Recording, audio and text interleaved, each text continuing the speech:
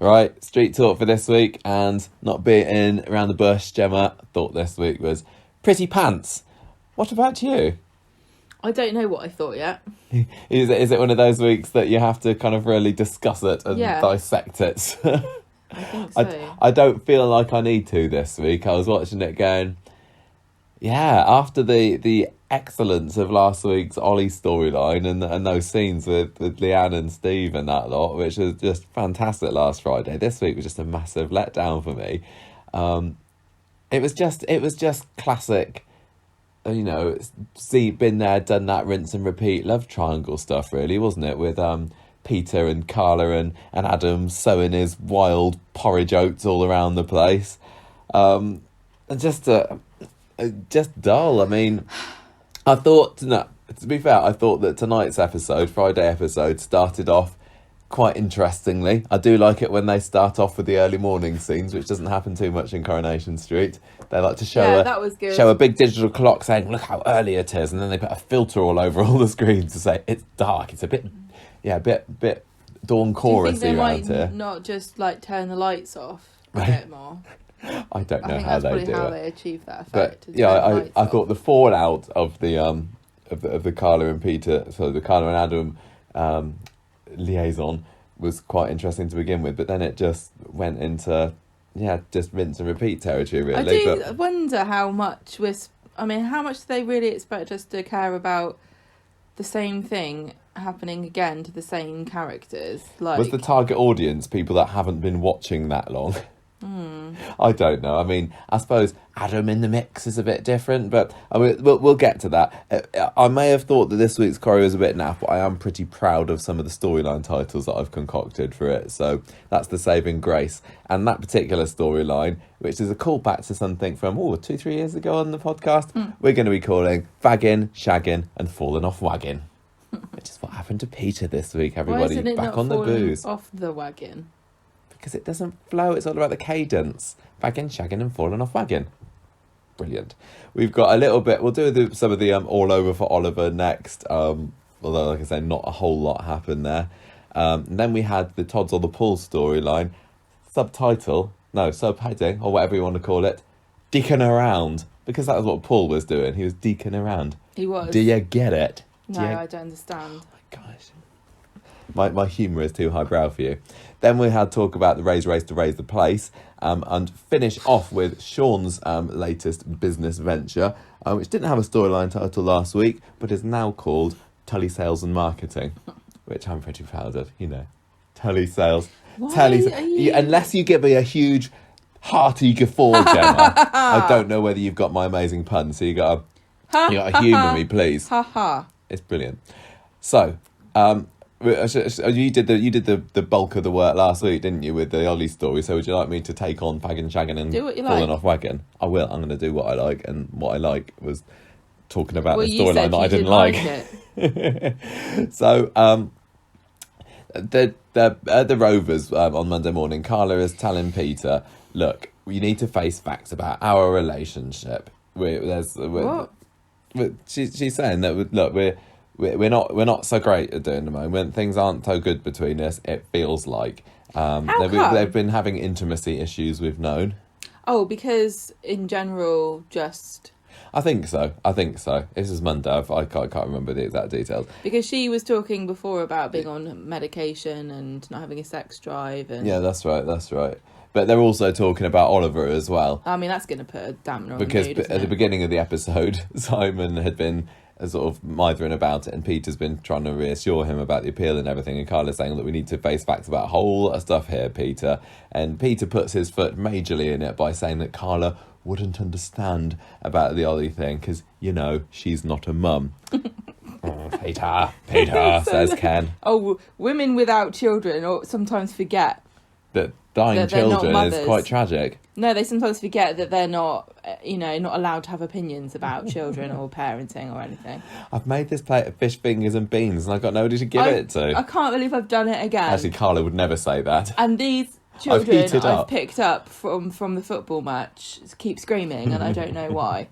So Peter goes to see Carla later to see if she's calmed down, and they basically just end up arguing again. Carla brings up Tina. I'm not sure exactly how he posed it now because it was Monday and I've forgotten. But if you go and say, I'm just checking to see if you've calmed down yet, that's a really great way of setting the clock back to 0. Men don't understand why that doesn't work. Are you still nagging on about this thing where I insulted you? You still got your knickers in a twist? It's a tried and tested method just to check, and you just don't get that it's... Are you still in a mood, you haggard old witch? Anyway, so he still goes upset off. about your shriveled up ovaries? Carla and Adam is also have a bit of a spat in the street later over Sarah because of that business from last week, and the business of the fact that they're separated and they just got married. Yeah, well, the fact that he was chasing after Alina, wasn't he? I'd be more annoyed about the fact that presumably they've all bought presents for this wedding. I'd want my present back.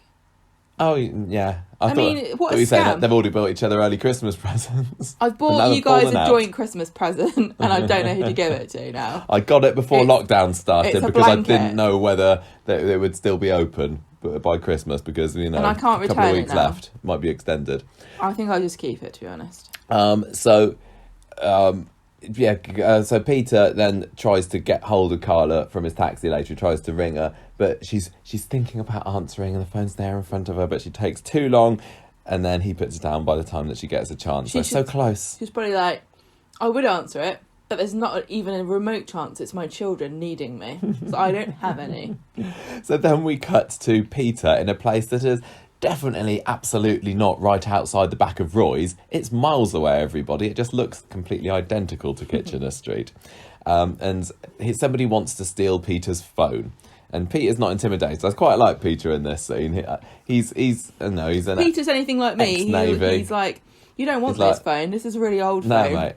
Yeah, you want an iPhone 6S. This is really rubbish phone.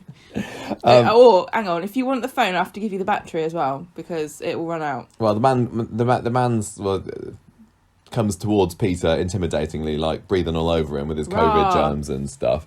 And we're supposed to know what's going to happen here.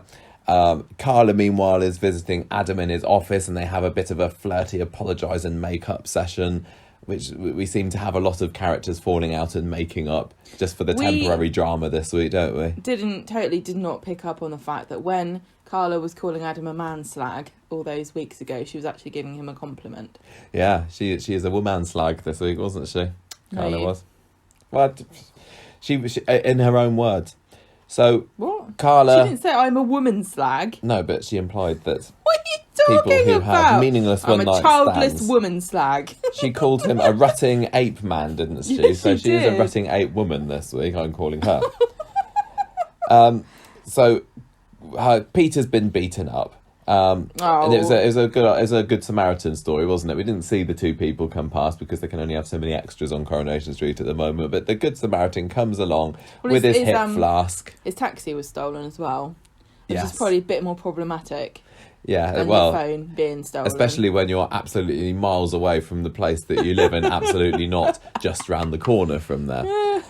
He's like, I'm stuck on the other side of Roy's cafe. I don't know how to get from. I can't get through. It's a one-way system. Roy's not letting me in. Where do I go from here? And the police station is definitely not 10 metres to my right, so I'd nobody around to help me. Roy is totally the sort of person he would not let you in. So it just breaks the magic, everybody. The other way. No, I'm sorry. It will break regulations.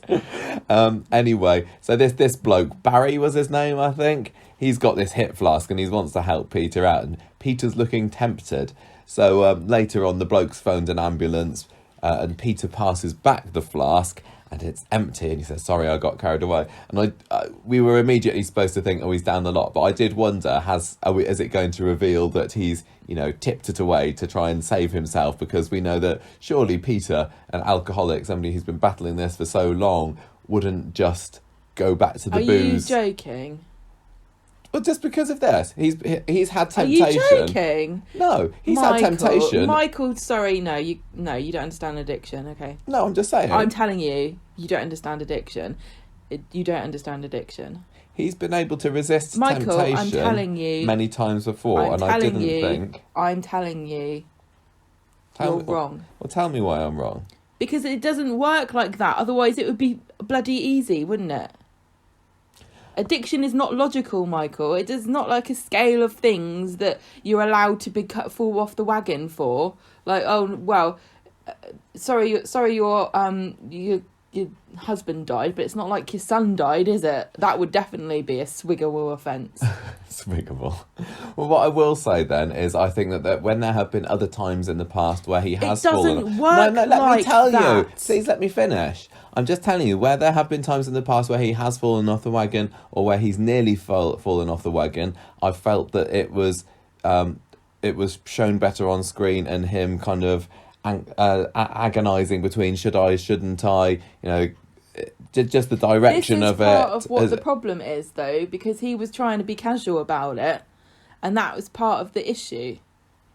Well, he is when he gets back, isn't he? Because he's acting like everything's cool. And also, it was like the guy was like foisting it on him. Yeah. And Peter probably used that as an excuse in his mind, like, oh, I couldn't say no, you know.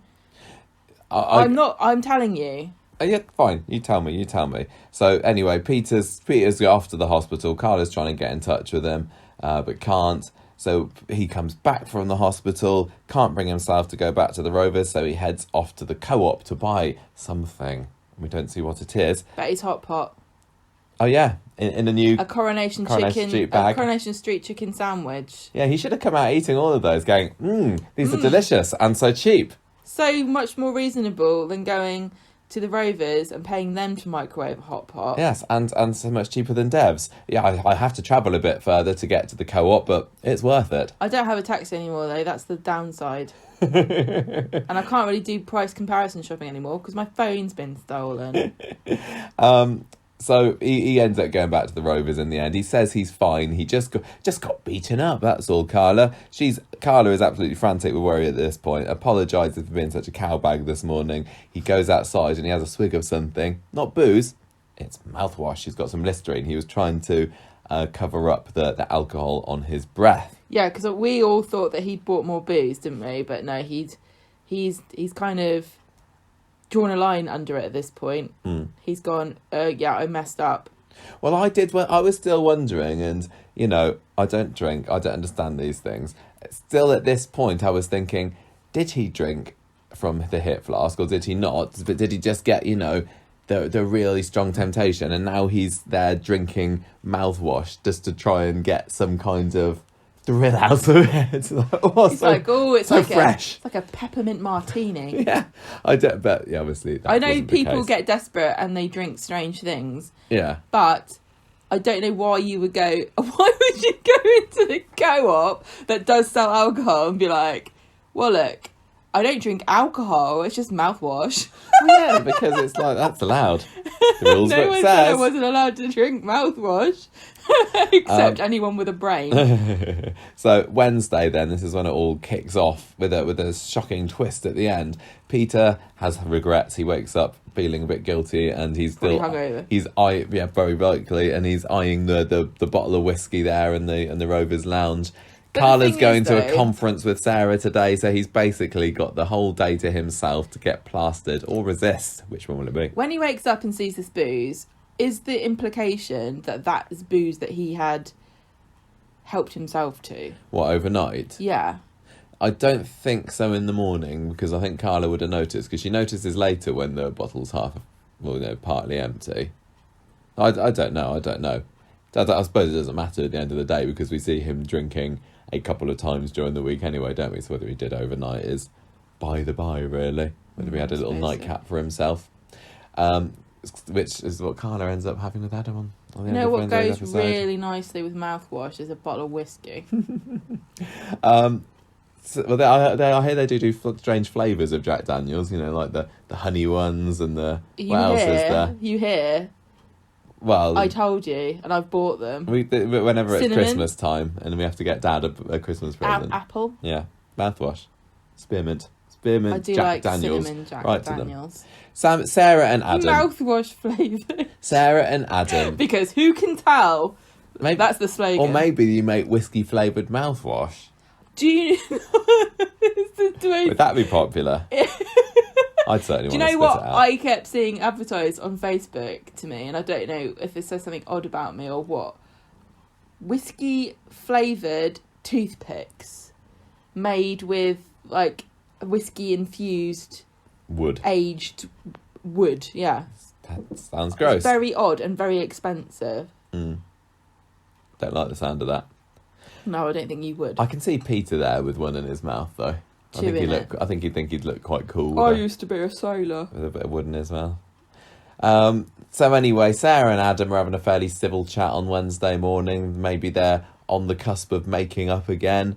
Carla speaks to Adam as well about Peter, and she's worried that he seems distracted. And she tried to offer him a hotel room, didn't she? Because she's off at a conference somewhere. He doesn't quite understand what she means by the end of the end of this episode. He gets her meaning completely wrong. Yeah, she's got a conference and she's gonna stay in Ray's hotel rather than coming home. This was really weird. I don't know how far away it's supposed to be. In Manchester, so I'll stay overnight because the trams are awkward.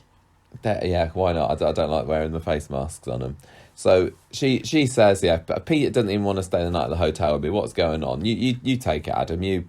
You can have it. You have it with Sarah. She's trying to play Cupid with you him guys about get Sarah, together in the hotel room because she's seen that things are possibly going to get back together. Unfortunately, the conversation was cut for time before then that established that the reason she offers him the hotel room is that they both have a very lengthy conversation about how randy being in a hotel room makes them. Beyond all reason. Definitely. It's like, Adam, in that case, why don't you and Sarah go together in the hotel? If you're saying to me you're an insatiable sex pest when you get into a room with any woman, it doesn't matter if she's your wife or not, then I've got a great idea for how to get you back together with your wife. Speaking of which, Sarah comes to the hotel. He wants to make things right with her, and they have a little chat. They seem to be getting on okay, but then Adam, who just cannot let the subject of Gary drop, brings up everyone's favourite red-headed gangster again, and Sarah's like, no, you've clearly not got over this. And Adam was stupid for doing that, because she kept saying that's a trigger, exactly, that's the right word, and it has been before. And it's partly because, they both seem to be getting a bit drunk. She still does have some lingering feelings for Gary, I think. She's still got his secret that she's probably trying to put to the back of her mind, but she can't. So she doesn't want to be even thinking about Gary, let alone talking about him with him. So she bogs off, leaving Adam to spend the whole day hanging around the bar, probably trying to chat up a load of ladies, and thinking, oh, work for Daniel. He picked himself a looker here the other week. Probably continually coming back to the big tube of apples. Probably. Going, yeah, these. Can I have one of these? And no, I've told you before. They probably had to lock it away during Halloween because people were trying to bob for them. Adam, where am I at to? Barry turns up at the pub, the bloke from Wednesday, the hit flask and man. Everybody around the country was waiting for him to say. Yeah, exactly. Yeah, just who's going to overhear him talking about it? How is he going to work this into the conversation that he gave Peter alcohol? It was all kind of predictable. Abby's there. She seems quite suspicious of Barry, but she doesn't find out the secret yet. First, we have some scenes with Carla and Adam at the hotel getting talking there. Peter and Barry having a drink out the back together. And then, it's as Barry leaves, he says to Abby, oh, Peter, he finished off my flask of whiskey yesterday. Oh, he was in such a bad way.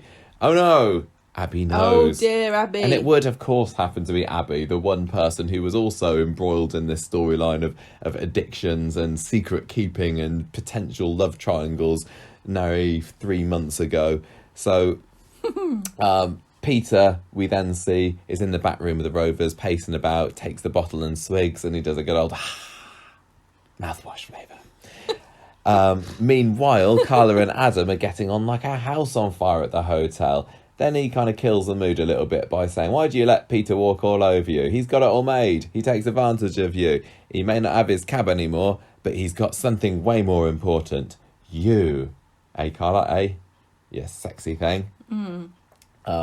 She realises that this could be going somewhere I'm in that is danger. maybe a little bit awkward because she knows that she's I shall leave because you're irresistible. yeah, she doesn't have the tightest of knickers, and they're liable to What? drop at any moment.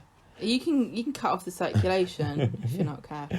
But she's probably had them custom made. If she hasn't, she should at the factory. So I want my custom no gusset knickers, please.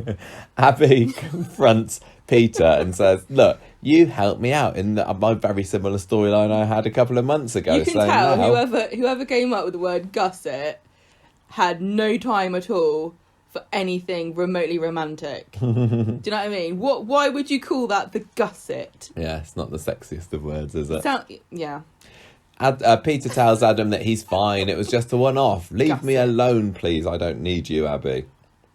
There's going to be another love triangle going on here, and it's not going to be me, you, and Kevin.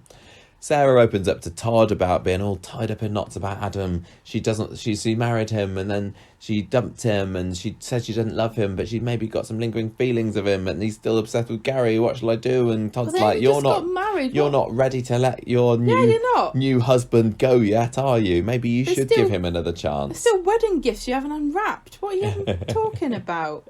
Abby, you shouldn't be allowed to split up with somebody you've married if the warranty on your toaster is still valid from your wedding gift registry. Yeah, maybe that should be part of the vows. I promise to love you until the warranty is up. The warranty expires on our fridge freezer. Abby tells Carla That'll be that about Peter's 3 years, struggling. in case anyone wondered. Yeah, literally, our warranty ran out last year, didn't it, on this freezer that's now completely bust. Abby tells Carla about Peter struggling, and Carla tells her to keep her nose out, but then returns to see Carla.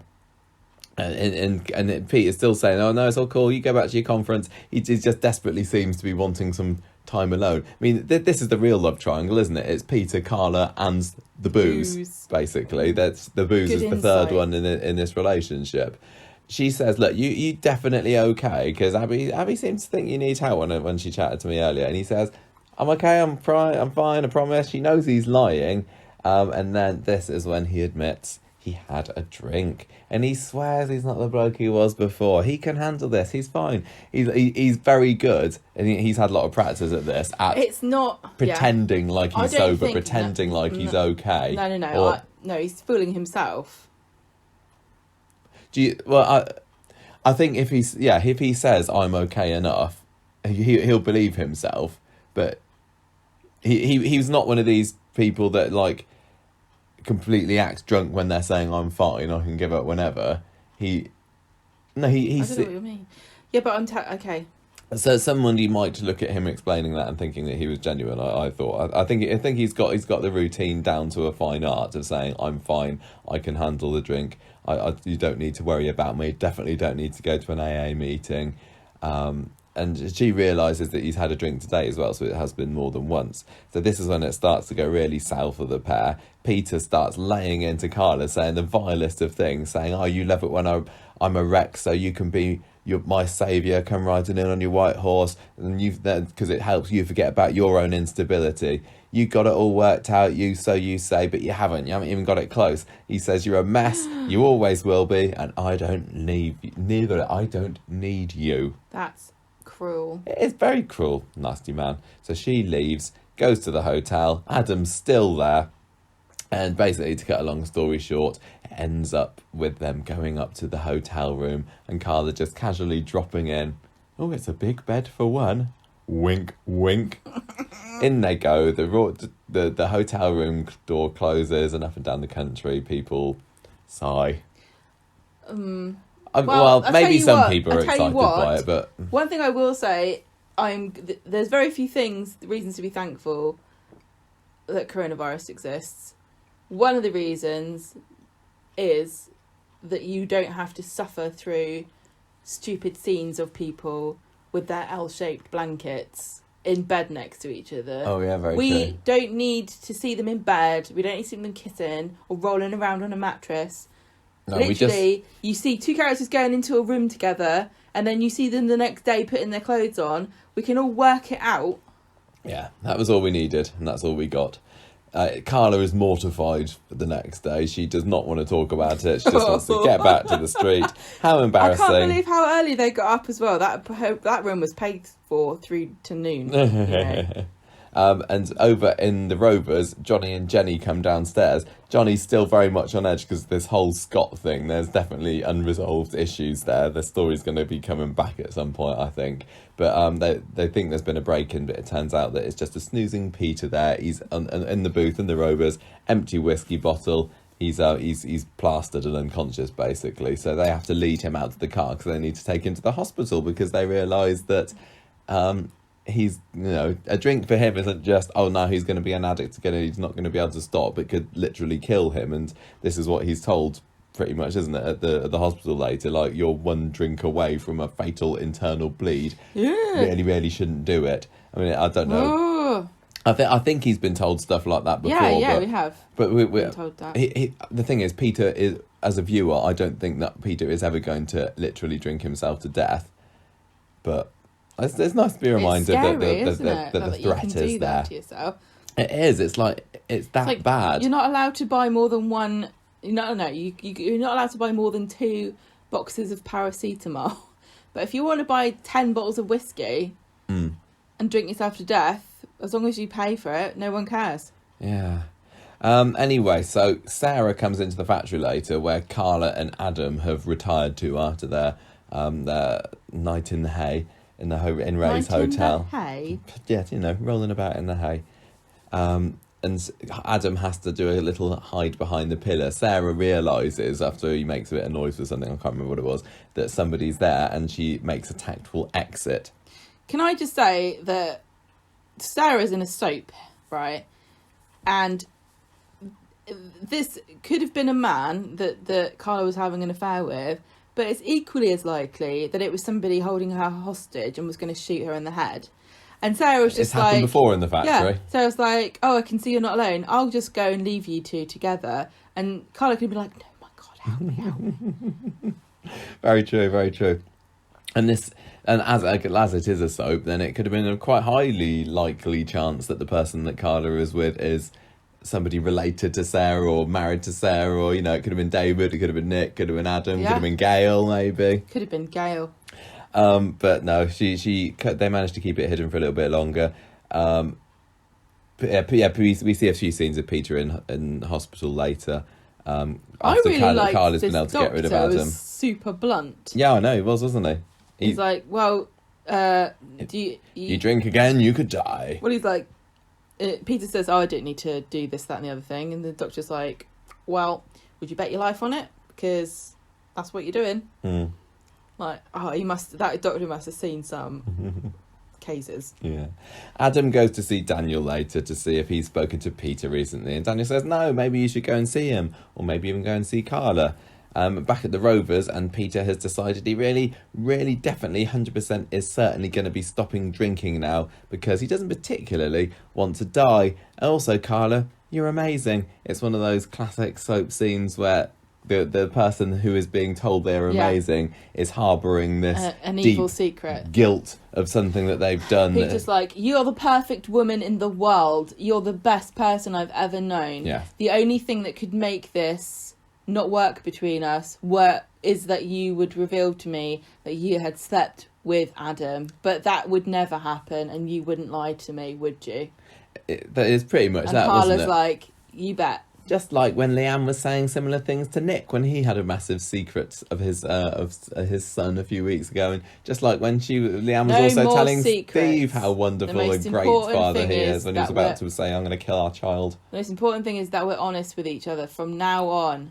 That is becoming have any secrets about affairs. That is becoming my most loathed soap cliche. It's used so much more than I swear. I know. That's what I think. It's become more. And we just had it recently again with Abby and Debbie, didn't we? Like, yay, honesty. Everybody honest to each other. No more secrets. No more between secrets us. From now. So fed up, and then we get the person look, goes, don't we? Going, oh no, but I have a secret. And then Todd jumps in and goes, gulp. Yeah. Oink.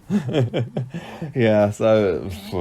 This is very ironic that you should bring this up, because actually I do happen to have another secret, but don't worry, it'll come out before the end of the week. Yeah, well, I'm glad at least a lot of this did come out today, although not everything, of course. So they've told each other they love her. Carla goes off thinking it's all been solved, but when he's alone, Peter picks up Carla's phone when it starts ringing. It's the hotel saying, somebody, that bloke that you were with, you know... if only they'd said the Scottish bloke, because then Peter could have gone, well, there's only one of them round here. That he's Scottish. Everyone else who mentions Adam likes to remark upon the fact that he's from north of the border. It can't be uncommon. What can't be uncommon? That there are Scottish people. Well, I don't know that I would remark upon it quite so much. Well, I don't know. Anyway... Do you know you're Scottish? I like the scene with Peter and Dev in the shop later, and Dev's doing his shop. Peter and Dev? Adam and Dev. Oh yeah, it was Adam and Dev, wasn't it? Okay, what was it? Dev was saying that he's like Adam as being more of a porridge man. No, he wants some. He had some sugar puffs or something. Or shouldn't you be eating porridge? And he's like, he's like, oh yeah, stereotype, and then Dev does his Indian. Yeah, we won't do it. Shopkeeper. I'm not going to. No. I hear the Simpsons might have got in trouble because of that. I'm surprised that Adam didn't say, you can't say that to me because Ofcom will get on our case again, because we've already had 56 people complaining about Sarah calling me a smug Scottish git. Have there? Yeah. I mean, 56 people. I was quoted in a Digital Spy article. Were you? I sent you the link. They didn't credit me, but they quoted my tweet. I don't think I noticed that. Oh, that's good. Because I genuinely find it annoying, and I would be offended if I was Scottish, to use the word Scottish as though it were an insult. Well, we've seen lots of people on Twitter arguing about this, and some Scottish people have said it doesn't bother me at all, and other people have said yes, I do agree. So. Well, it bothers me because it, apart from anything else, it creates animosity, and it's just as likely for people to be insulted for being English, and I don't think that either of those things are good. I suppose we don't need to fuel the flames. I suppose if there was a character from Southampton that went up to Weatherfield and everyone called him smug southern gits, might get a bit offended by that. Wow, I wouldn't. People have insulted me for being southern many times. Anyway, so Peter knows that Carla was with another guy with a wallet last night, and when he comes back he's like, right, who do I know that's a man that has a purse, because it's not him. Everybody just pays contactlessly with their phone these days, so it must be somebody old-fashioned. Carla comes back in, he confronts her, she makes up a plausible sounding excuse about her. No, she doesn't. Well, she thinks that she does. Like, three random businessmen. It's Pete from Peterborough. Oh yeah, Peter from Peterborough, or Steve from Stevenage or something, yeah. I can't remember. and Welshie from Wales. Yeah. He falls for it. Who else were you with, Carla? Table. Hang on a minute, give me a little bit longer. Chairman. He falls for it anyway, because he wants to.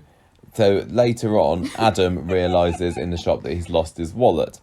I don't know whether we particularly needed that scene, but never mind, because we knew it was going to be his anyway, but maybe they really wanted to I'm waiting lay it on thick. I was waiting for Adam to come to Peter and say, oh, I would, but I've forgotten my wallet. Yeah, I don't think we saw him say that, did we? Unless I missed that. That would have been... This is just laying down some little breadcrumbs. I mean, the fact that Dev was there, we could very well, next week have Peter go into the road and into Dev's shop, and maybe he forgets his wallet, and Dev said, "Oh, you're the second person this week that's done always this." Forget their wallets. Yeah, something like that. And then Peter says, "Who? What do you mean?" And Adam and Dev says, "Oh, Adam slept with your girlfriend, and he forgot his wallet." Everybody's talking about it. I thought you knew. So Johnny and Peter see that Carla's upset later, and Peter apologises for whatever he said the other day. When I was so nasty to you, I'd understand if you walked. So tragic, woe is me. Sorry about your ovaries. Peter says, look, did something happen last night? Because you're still looking pretty out of sorts, Carla. Did you sleep with something? And she says... Someone. Yes, there was a pillow and a blanket. And a teddy bear. I apologise. Did you sleep with someone? And she's like, oh, it meant nothing. It was Stephen from Stevenage. Stevenage. He's mad. She says, look, I was sad, I was angry, I was hurt by what you'd said. It's just some random businessman. It didn't mean anything. What? Why is it so stupid? I don't understand I don't understand how anyone can accidentally have sex excuse. with someone. How has that ever washed, that excuse? It didn't mean anything, but it's one that's tried. They tried to trot it out every time. Why did you do it then? Why? How? Anyway, Peter's gone later, and Carla's outside the Rovers, looking all angsty. And Sarah, of course, comes up to her and says, and she's told that Peter has found out about this bloke that she was with, this person that Sarah thinks that she caught Carla with this morning. Super on the nose conversation of Sarah going, don't worry, me and Adam will never get back together, but you and Peter are fantastic together, and the only You're thing like a force that of could, nature. And I really admire you as a fellow businesswoman, and the only thing that could spoil our relationship is if you had a secret that you were keeping from me, like, for example, if you slept with my husband. Anyway, bye, Carla. See you later. It may as well have been that. I mean, all of this week, really. So Daniel and Adam see Peter with another bottle in Victoria Gardens later. Carla wasn't trying very hard to find Peter later, was she? Well, if you've lost someone on Coronation Street, probably they'll be in are. Victoria Gardens, and there's a 50% chance they will be drunk. Yeah. Because that's where you go to cry and drink alcohol from a bottle or a can. We did have two people having a bit of a moment on Maxine's bench today, a bit of a throwback, wasn't it? Poor old Maxine's bench. I'm surprised that Summer didn't say, oh, I'm too young to know who Maxine Peacock is. I'm just 16. Remember, everybody, I'm definitely not. I may look older, but I'm definitely just a girl. We'll get to that. We will get to that. Although, I wonder whether people can guess what we're going to say. Peter tells Adam and Daniel that Carla has been with another bloke. Adam is obviously there feeling a bit awkward. I hope to God that whoever is in charge of casting young actors on Coronation Street never gets anywhere near a checkout till and has to card people for buying alcohol, because everyone will get carded. Yeah. Well, she's 85. I don't know. She could be 25. How are we to know? If you use enough makeup, no one will be able to tell you anyway. It's not like people have got 50-inch 4K televisions at home. So Peter goes back to the Rovers. Carla's crying. Oh, I'm sorry. Oh, I'm sorry too. Isn't honesty great? No more secrets, etc., etc., etc. Carla and Adam themselves later do a no one can ever know kind of thing. We've got to keep this a secret. Carla and Adam, well, nobody can find out. Adam's being really aggressive to her and saying, like, you can't tell anybody. You can't tell anybody. It'll ruin me. Yeah. And then at the end of the episode, Peter phones the hotel to try and claim the wallet so that he can find out who it is. But alas, Adam has beaten him to it. And so he's going to have to find some other avenue to find out who Carla's mystery man is, because he obviously still doesn't quite trust her. I'm surprised the person on the other end of the phone didn't say, the wallet? What, the tartan one? You already came to get that, sir. Do you not remember? Maybe we should have called this storyline the Tartan. So, yeah. What do we think of this Why this have you week? written meerkats? I've just written meerkats to remind me to talk about the fact that it's very sad that it seems that the Compare the Meerkat sponsorship with Coronation Street is finally at an end. I mean, we knew it would happen. They've been saying for, a good 6-7 months now, it feels like, that they needed a new sponsor for the end of this year. And I don't know who it is. I don't think it's been announced yet. I'm kind of excited. It's somebody interesting and fun. I hope it is. I really, really hope it is, because I've loved the Meerkat sponsoring Coronation Street, and it has been very tragic. Even the way Alexander says it, like, I know. Compare the Meerkat has been proud to sponsor Coronation Street. Come back. Like, oh no! What are you going to sponsor now? They're replaying all the old little identity things as well, aren't they? So sad. Anyway, what do we want to talk about first? The Carla and Adam angle, or the Peter falling off the wagon angle? What are you reading about? I'm just looking at the press thing about what happened this week. Do you mind? We just read it. Did we miss something important? I don't know, because you won't let me read it because you keep talking to me. Okay. I don't understand why you're talking to me. You can do this podcast by yourself. I can't. I totally can't. I totally can't. I've already said what I think about this. Whatever you say, I didn't think that the Peter going back to the drinking was particularly as tense as it could be. And I'm thinking of scenes like that bit where he smashed the whiskey bottle on the night that Ken got pushed down the stairs. I thought that was all great, and I'm not excited by Peter falling off the wagon again. No, I'm not either. But it's realistic, and it's one of these difficult things that soaps have to deal with. And the problem is that when you talk about when you have a character who has something like an addiction or a mental health issue, that issue that they have doesn't go away magically after a few weeks of them really super focusing on solving the problem.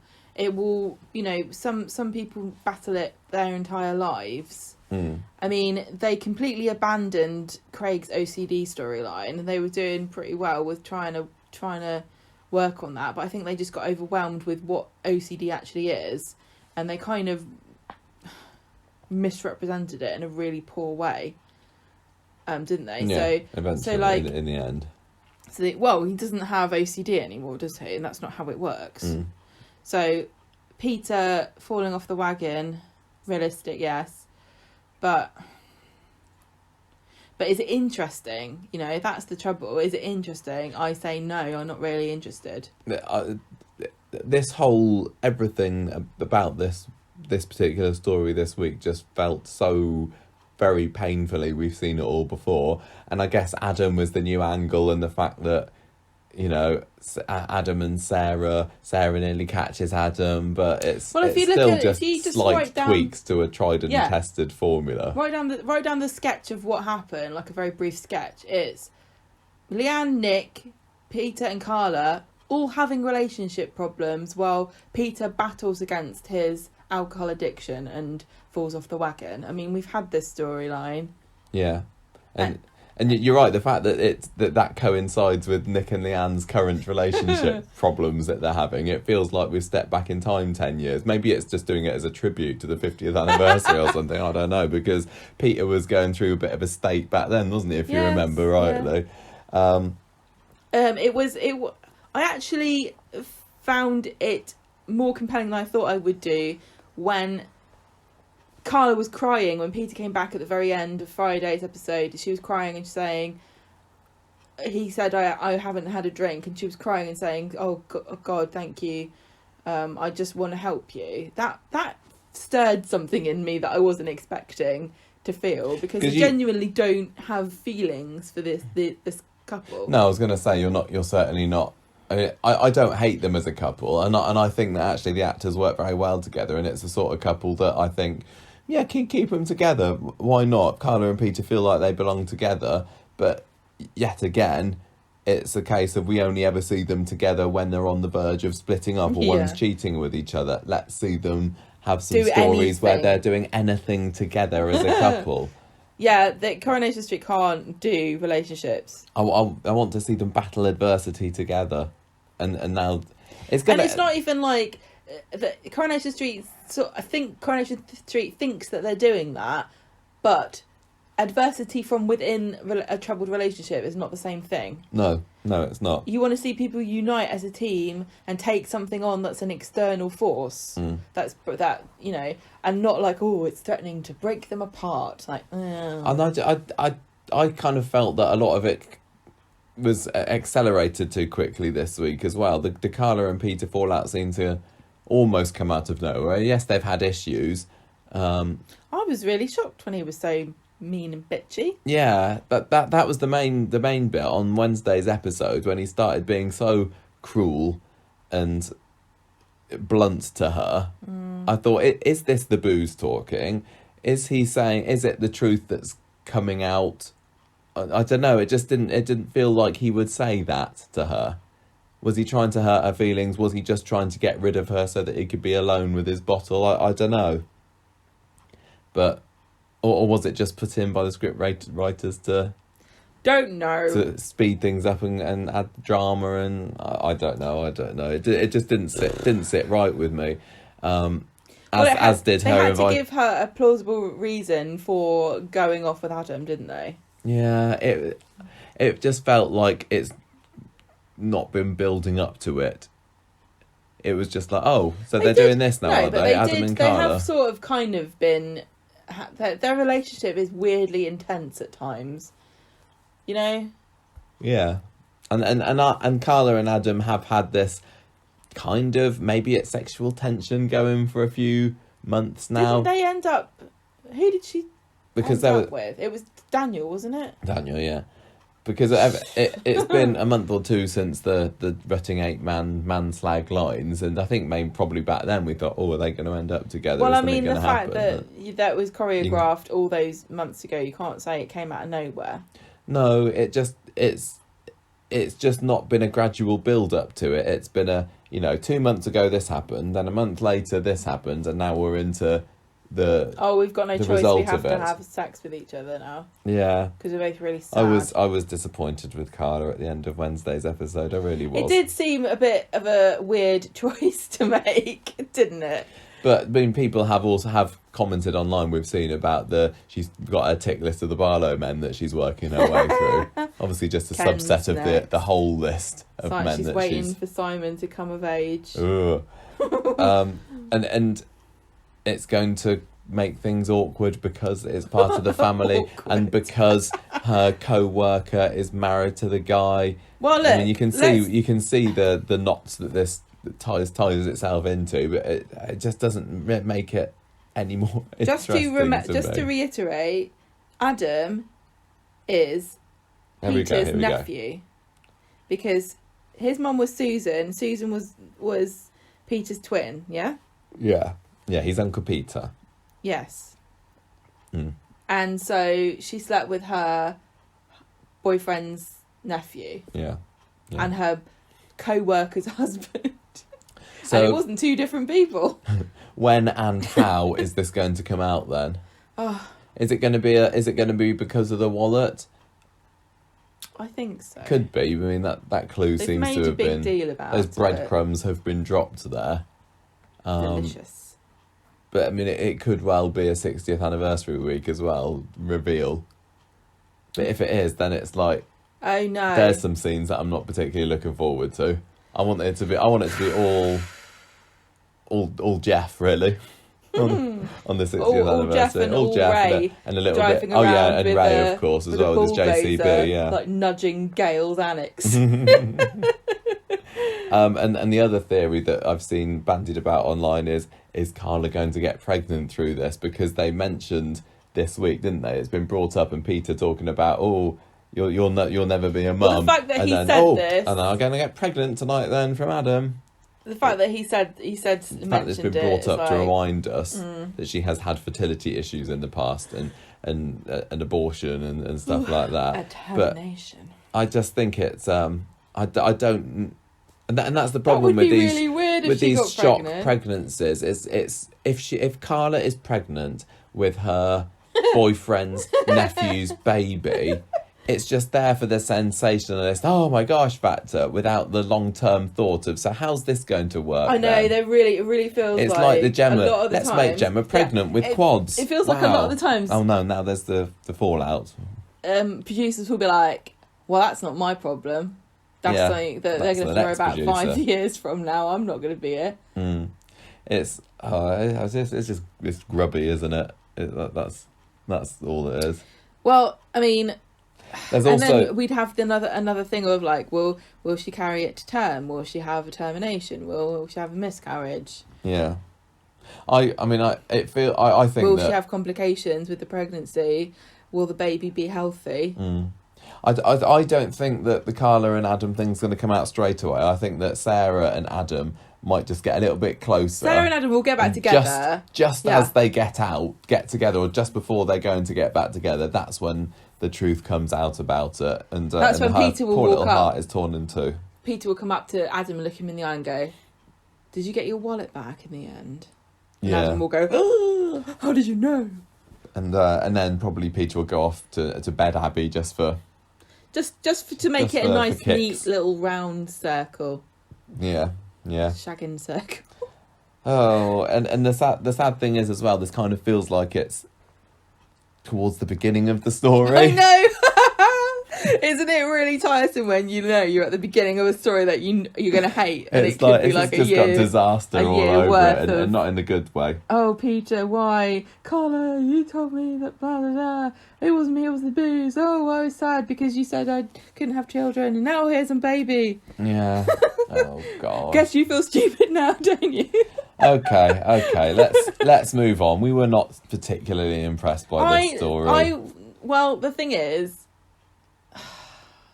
it wasn't as bad as it could have been, and like I said, I genuinely did go, "Ooh, yeah." When the final scene, when Carla was crying, and I thought, yeah, I can understand why people are invested in this couple. I guess I they're totally both can. really great actors as well. Oh, it's they like, really are. Chris Gascoigne it's and strange. Ali King. and they've both got amazing. great chemistry, like you said. I don't particularly care about them as a couple. It's just baffling, isn't it, how sometimes things can just slide off you and you're not interested at all. It's sad that Carla's stories have just become worrying about Peter drinking. It's just all it's all massive drama. My kidney don't work anymore, and I keep seeing Varna there's climbing a up person that assaulted me last year when I was having my mental breakdown, having my drugs Yeah. time. She needs to have a nice easy ride in 2021. She needs to have a bit of fun. Carla does, because fun Carla is brilliant. When hasn't been fun for years. When Carla came in to the show, however many years ago it was, fun. and she was just there in the factory, you know, kicking back, Girl boss. bottle of something or other, load of fun, and she's just tragedy queen now. Yeah. Anyway, talking If of you tragedies, don't want people to give you tragedy, don't be so good at crying. that's it. If you pretend you can't squeeze them out, then right. Anyway, as I was saying, talking of tragedy, here's my segue. What's been going on with poor little Ollie this week? Poor Oliver. Is he going to get better yet? No. On Monday, Tracy tells Emma Steve is just being sensible over Oliver, because this is what happened last week. The main development was that Steve said, I'm not going to fight. In fact, I'm actively going to prevent you, Leanne, from fighting Oliver's sort of end of life arrangements. We need to let him die. Yeah. We need to fight. I want to fight for the right for him to die peacefully. Yeah, and stop him suffering. And Leanne's like, no, there's always a chance. If you're alive, there's always a chance. Can totally understand why she thinks that, because it's true, you know. While you're alive, there's a chance. It's like a very remote chance. But I mean, there's more chance of us all being hit by an asteroid and dying. Literally, Leanne is the only person now that really 100% genuinely thinks that there is a more than a slither of a chance here, and I don't know whether she just can't admit it to herself yet, but she's still the one that's fighting for him. I mean, Toya's sitting there, but I don't think Toya really believes that. Imran and Elliot are Toya's like willing to fight for her, but I don't think they think it either. Toya knows that everybody, like, it's of no benefit to Leanne to have someone else tell her the same thing that she hasn't listened to any other person say. She needs somebody that just supports her kind of wholesale and without question. Yeah.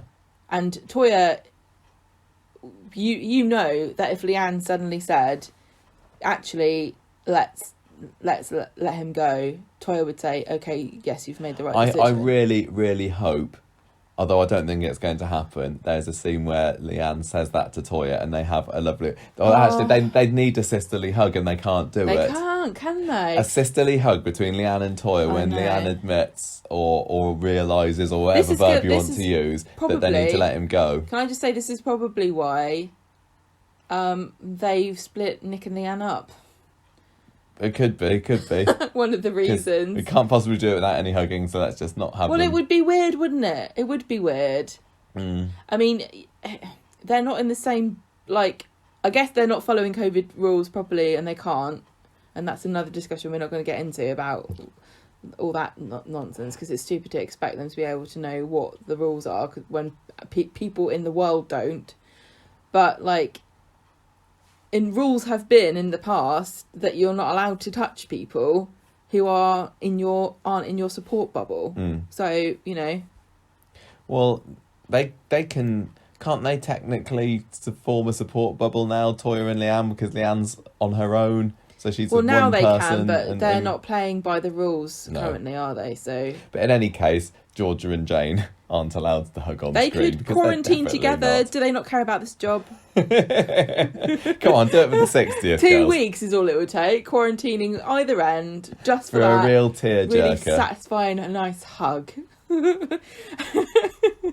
I want once they're allowed to go back to the normal filming for everyone to just have a group hug, an orgy. An orgy is yeah, heartwarming orgy and a dirty orgy. What? Oh, a heartwarming hug. Did I say a heartwarming orgy? Yeah, you did. A heartwarming hug or a down and dirty orgy. How would that go? I don't know. Let's leave it for the fan fiction sites, I think. You guys can think of what that means yourself. I'll let you get back on with this. I don't know where I am now. You're here. Beth's talking about how tragic everything naked. is. No, don't. Roy Cropper naked on a cold day. Yeah.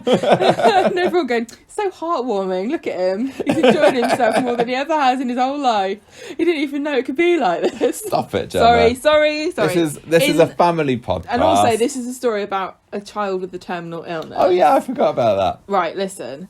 In the factory, Beth is saying about how unfair it is, and Todd says, well, Todd gets, like, some kind of random, like, right-winger on Twitter going, the justice system in this country is unparalleled and impartial, and that's what makes us great. He is a lawyer, or he was a lawyer. Got to fight for his people. Anyway, it was just weird. Steve arrives at the hospital and Leanne bites his head off. And then Leanne, Imran and Elliot meet up, and Leanne's trying to convince Steve to go through with the appeal. No, that's what they say. That's you what she have has to convince Steve. You can't do it by yourself. So she says to Steve, I need you. And Steve's like, no, it doesn't make any difference. The appeal won't change anything. I'm not going to oppose you, but I won't support you. And she's upset. She gets emotional about it. Well, there's a range of emotions. I think emotional is the word that she uses to describe. What did she say? I'm feeling emotional. No, I can't remember what she says now, but I've written emotional in inverted commas in my notes here. That's what's bothering me. I'm sure I had a reason for it at the time. Steve talks to Imran and Elliot, and he's like, I don't know what to do. I don't want Leanne to be a lone mad woman in court. And they say, this could go quite far. If she fights this, it could go to the European Court of Human Rights. And Steve says, no, I can't. I'm letting him go. So Leanne then says, I'm sorry about what happened earlier. And everything's going fine until Steve says, actually, I've changed my mind. I'm going to fight you. And we've got to put Oliver first. You're not putting Oliver first. I am. I'm going to stop this suffering that's going on. You haven't done anything wrong. You haven't put a foot wrong once throughout the whole thing. You've been a brilliant mum, but I'm telling you, this is the end now. Poor Leanne. On Friday, Toya and Leanne are watching Ollie in the morning, and Toya is trying to get her to see Steve's point of view, but she's not getting anywhere with it. Then Tracy and Emma are talking about Oliver and how Amy is going to cope with his death. And Emma says, let's put together a memory box with photos and like handprints and things. And I was like, that sounds macabre. You said, that sounds macabre and morbid, and then that's what Tracy said, didn't she? Yeah, she said, she says that it sounds a bit morbid. Grim. I don't know. It's because he's unconscious that it sounds. Oh yeah. Is it a bit It's like I don't want to say too much because this is obviously something that people do and they find very comforting. And I've never been in the situation, so I don't know whether this is comforting. Not everybody copes in the same way, but if this is something that Emma and Tracy and everybody would find comforting, then go ahead and do it. I'm not going to say anything else about what I think about it. The idea of having photos is a brilliant idea, especially printed out ones. I think it's one of these things. I think if I was in a position like that, God forbid, or in something similar, I think I probably might go for it, because I might think I might not want it now, and I might think now that it's morbid and horrible, but I wouldn't want to be in a situation 5, 10, 15, whatever years Good down point. the line where I wish I had, chopped off a finger and stuck it in a box on ice. What are you talking about? No, Yeah, I know what you It's mean. like You're right. at least you can have it there if you want to remember him or feel close to him, or just have something to hold. And even if I have this box and I open it up in 10 years down the line and I just cry Don't my like heart it. out. No, if I cry No. my heart out because of it, then that's fine. Well, That's natural thing to do. I mean, I'm not opposed to the idea of memory boxes as a general concept. I have memory boxes for holidays I've gone on, for God's sake. But I don't have fingerprints of all the people that I've met when I was. So anyway, Emma finds Steve upset in the hospital, and he's thinking about what he said before about Oliver being in limbo, and she suggests the idea of the memory box, and he says, I don't think Leanne would cope with it, to be honest, but I'm going to do it anyway. Leanne would probably quite like the idea of taking some of his DNA in case that they can reanimate him. Oh God, what are you talking about? Or sending him off to South Korea and getting him made into a cat clone. Yeah, they could reanimate him and just not, and he looks different, and that's how they could get away with changing the actor maybe in the future. Amy, But we know it's Holly because also he loves thinks that it's red a nice car, idea. and the red he's a lovely card's- kid. The red card's going to and go what in else there, is Ollie's isn't it? personality? Yeah, He does funny things. yeah. What's going to be in Ollie's book? Red car, Mr. Men book. books. Don't be mean. I'm at a loss. What else does he like? He's got a little farm at home, so maybe you could have a He little plays cow Farmville. figure. I'm out of ideas. Aw, that's the end. That's the end of it. Yeah, Memory box. yeah, unmemorable. Well, he also Steve. Maybe if we also- do, maybe once he Really cops it, rude. if we do a character profile of Ollie, maybe they can put a little recording of it. Oh, Michael, you're so rude. I also thought it was sad when Steve mentioned that he had a memory box for Rory. Oh yeah, Oh, imagine, it feels like he hasn't, Simon Gregson's doing a good job, and the writing's really good in general for this, but it does feel a bit like Steve hasn't ever said, I can't believe how cruel life is. This is the second child now that I will have watched die. How can the universe be so cruel? How can one man be expected to suffer take so much all of tragedy. this? Well, it's horrible. 2 children that will be on a shelf. Yeah, I want to In a know box. what's happened to Rory's memory box when Michelle obviously took it. Yeah, I was going to say, if anyone's taken it, Michelle has. They didn't get joint custody of the memory box, and they just split it down the middle. This is the thing. It kind of feels a bit like Maybe they took the white rose that was inside and was Michael. like, one for me, one for you, like he loves me, not kind of thing. Sorry, carry on. I don't know what I was saying. I'm saying that- Just be careful what you say. I'm just making a joke about Rory's I know, favourite flowers. I know, but people don't like hits all the time, do they? Not all the time. Not all the time, just sometimes. Right, done. Oh yeah, Amy thinks that it's a great idea, I doesn't said she? that. Did Yeah, you? Oh, I missed that literally now. said, "This is done. I've finished talking about this." Yeah.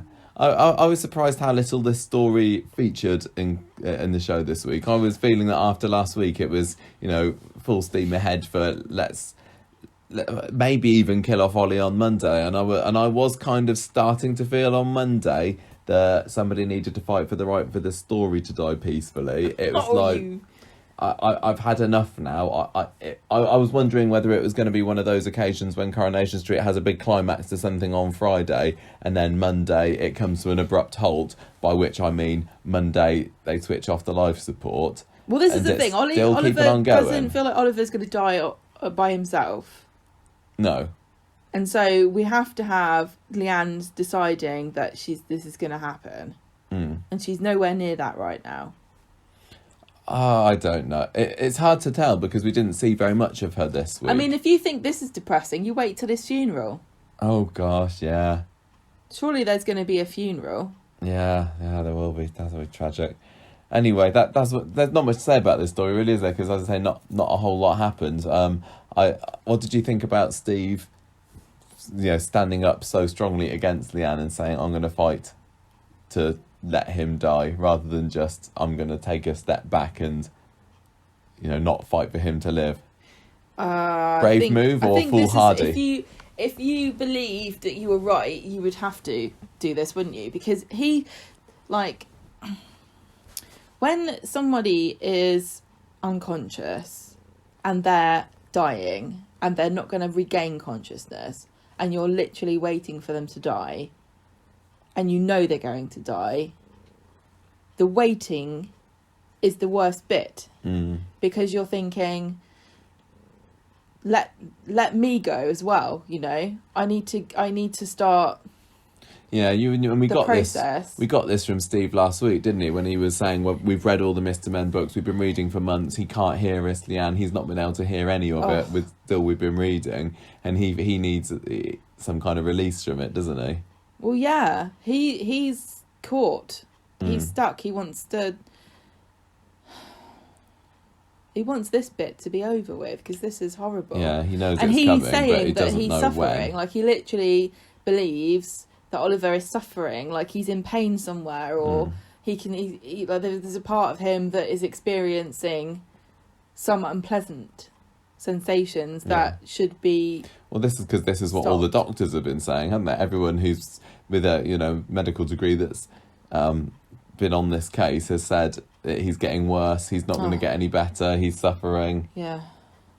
Anyway, you couldn't stand by. Could you? If you're Steve and no, that he's suffering. I don't know. And he will die, and it's just torturing him. Wouldn't want to think we'd ever be in this situation. No, of course. Let's move on. Let's do the deacon around storyline. Yeah, let's talk about this now. Talk about Paul dressing up like a clergyman and dancing around with a can of booze. Wednesday, Paul is overslept because he's got a job. Everyone, he's got a second job as It's not a job, is it? Telesales. That's Sean. Confused with a story. He's a telephone help person for people with issues. And so he's not getting much sleep. And usually on Coronation Street, that means I'm going to crash my car into something. But have we ever seen Paul drive? I'm not sure. So he wakes up and he sees photos of the archdeacon's house that have been sent through to Billy. And he thinks it looks amazing because he's been living in this pokey flat above the flower shop for so long. And this mansion that the deacon is granted, he thinks that this is proper mint. Billy is more humble about it. This storyline really got on my nerves. Made you want to be an archdeacon, didn't it? Yeah, it's so frustrating. It's so frustrating. So Paul at work gets in trouble with Sarah for having a bit of a snooze on the job. He's still knackered because of all this late night helplining thing that he's doing. He goes over to see Bernie at lunchtime and he's dead excited and says, "Look at this is my new house, Mum. You'll be able to come over." And he says, "Oh, I can really see this as a place that Billy and I can grow old together in." Oh, do you get to stay being the archdeacon forever? Is it like being the Pope? I don't know. Or is it a re-election every 4 years kind of deal? I don't know. I think that was a bit... That line about somewhere to grow old together in, it was another one which is like, I can see you saying it, but I don't feel like I believe it still with the characters. There's no way that these two characters are going to grow old together, at least on the show. I just can't see it happening. Yeah, but and it was clearly just put in there because to signal there's going to be something tragic that happens here very, very soon. Yeah, the tragedy is he doesn't get to live in a lovely house. 5, 4, 3, 2. Yeah, so it is basically, isn't it?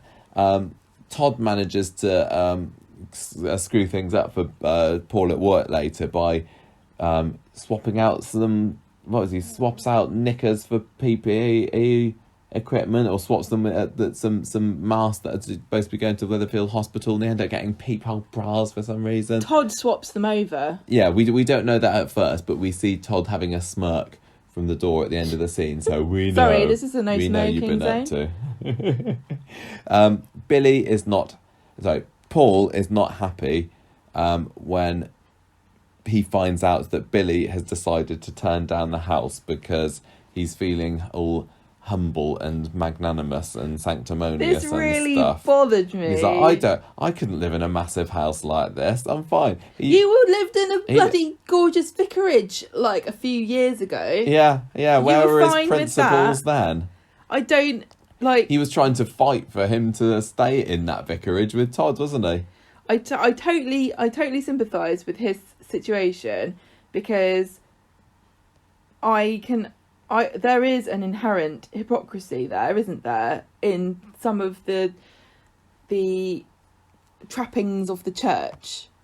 And the fact that they get to live in these nice houses, and then they go and they say, oh, I'll pray for you, and it's like, well, I'm homeless and you live in a giant house. You could pray for me, yes, but you could also just let me sleep in your house. Well, this is what Billy wants, isn't it? Well, not as a homeless shelter, but he says he wants to turn it into a halfway house. Probably a good idea after the plans for the halfway house on Victoria Street last year fell through, because they're crying out for them, all these ex-cons coming out of prison. In the factory, Todd pretends to be concerned for Paul in his situation, and Sarah feels guilty when she hears about the helpline and says, OK, Paul, you can stay at Underworld if you like. Go back to your packing job with Dirk. And I think what you do with the phone counselling is great, by the way. And he says, thank you so much. And she says, you should be thanking Todd, because he's the one that told me about all the excellent phony work that you're doing. Paul says, thank you so much, Todd. And Todd's like, let's have chippy tea together. Paul tries to resist, but then he relents, and they have we'll have gravy. They have a meal with, it was him and Paul and Sean together in the flat, wasn't it? And this is when Paul starts to get a little bit merry. Todd takes advantage of this, because he's seen that Billy is just on his way back from wherever he's been, and dares Todd to dress up in Billy's archdeacon clobber, which just so happens to be hanging up right beside them. Paul does, dancing around, a can of booze in one hand. And he's like, and he's blah, blah, Jesus, blah, blah, blah. No, he says, Mary and Joseph had a little lamb. I'm Archdeacon Billy, blah, blah, blah. It's quite a good impression, actually. But it's just as Billy comes back, of course. I did find that quite funny. That's the sort of thing that I wouldn't normally find funny. But that tickled me. I think that Peter Ash did quite a good job with that. Yeah. I enjoyed that. But it was just typical that Billy came back just to see it. And we end the episode with Paul getting a bit of a telling off from Billy, really. Which is, yet again, in my mind, it doesn't feel like they're a couple. Well, it feels like the vicar and his charge. It is his charge that he's taken in. That's how it feels to me. Yeah, but I think Billy thinks that too, Michael, because what kind of relationship are they in where one person can make a unanimous decision about where you're going to live and your financial prospects without consulting the other person? Oh, I know. Billy was bang out of order for it. Yeah, so that's why. That's partly one of the reasons why it doesn't feel like they're in a proper relationship, because Billy's like, I'm the dad. It is. Of the family. It is. But then they always make up, and it's like, oh no, we really, really do love each other, and we're perfect for each other. But I still don't forget the way that Billy's acted and the way that they are around each other. Him, and it just doesn't feel right. It feels like it's the Billy show, and Paul's like the little sidekick, you know. Yeah, but Paul says, are you ashamed of me? Because this is something that Todd had planted in his head earlier that evening, and Billy swears he isn't. And so things are left pretty rough by the end of Wednesday's episode. I'm not proud of you when you start dancing around drunk wearing a rainbow unicorn onesie. Or when you're stripping in front of the bishop. And trying to... Not your finest move. Talking about our sex life. Yeah. So Friday, there's a morning debrief. And again, it felt like, Billy sort of telling Paul, Paul off, and I don't know. Like, you really shouldn't have done this. And Paul thinks Billy thinks he's a scrounger because he's upset that this lovely house. I mean, they were going to have an ensuite bathroom. Todd finds Paul having a bit of a moment on Maxine's bench later, and he says, "Oh, I could tell Billy it was all my idea." He's just worming his way in, isn't he? Oh yeah, he's undermining their relationship. I don't think they need any help though. No, definitely not. He's also nice to Billy, isn't he? And then they make up, Paul and Billy. Okay, this was a bit like the Carla thing, wasn't it? It was like they're making up and breaking up and all that kind of stuff. But the main draw of tonight's episode in this storyline, of course, was Summer's return from Granny Spellman's house. Looking a little different. But Why, Summer, you don't look a day over 16. That's right, because that's my age. She sees Todd and is not very happy because she obviously hadn't been told that he's back on the scene. She hasn't been told that he'd been recast. No, there's... Like, who's that? I don't know. Who's that? It's me, Summer. I'm 16. You probably don't Todd. recognise me I've because I'm always doing my hair looked like differently. this. Look at the photos of me in Eileen's house. Yeah, if you don't believe me. They did have a photo of Matilda Freeman's Summer with Drew, didn't they, on Yeah, Wednesday's episode? So it makes me wonder that in between Wednesday's episode and gonna Friday's recast episode, I should have looked in Drew? the photo frame to have they replaced Matilda with Harriet in the photos. I don't know. Are they going to replace the Summer's robot with a T1000? Yeah, that this new Summer looks like that's It's the exactly thought the that she would do. same. It's exactly the same robot. What do To you do mean? it as a tribute. Anyway, this basically is her mad at Todd for abandoning her because yes, she would, but by the end of the episode, it's all fine really because they all learn that people should forgive the people they love. So Summer's cool with Todd, Billy's cool with Paul, Paul's cool with Billy, and they're all a happy loving, and that's that really. So Todd is maybe a little bit thwarted because he was trying to undermine the relationship, but there's still plenty of opportunity to worm his way back in there and then explode it all from the inside. Do you think... or whatever it is that he's trying to do. Because I am still enjoying his tricks, and this is why I want to be a little less forthright with my initial impressions of New Summer this week, because I was very, very anti Gareth Pierce Todd on his first 2 weeks worth on the show, but actually, even though he's no old Todd, I am quite liking him, and I'm looking forward to him coming into scenes, and when he does his little plottery and smirks and everything, I am actually quite enjoying it, and in spite of myself, and I don't think that I don't know. I still don't think that anything could live up to old Todd, but he is actually, I think, got his mannerisms down quite well. And the sort of things that I used to like the old Todd for, I'm liking in new Todd. But you don't seem as convinced as me at the moment. I am. Which is odd because I thought that I would be the one that would. I'm having trouble. I'm just having trouble. I just can't see him as Todd. He's.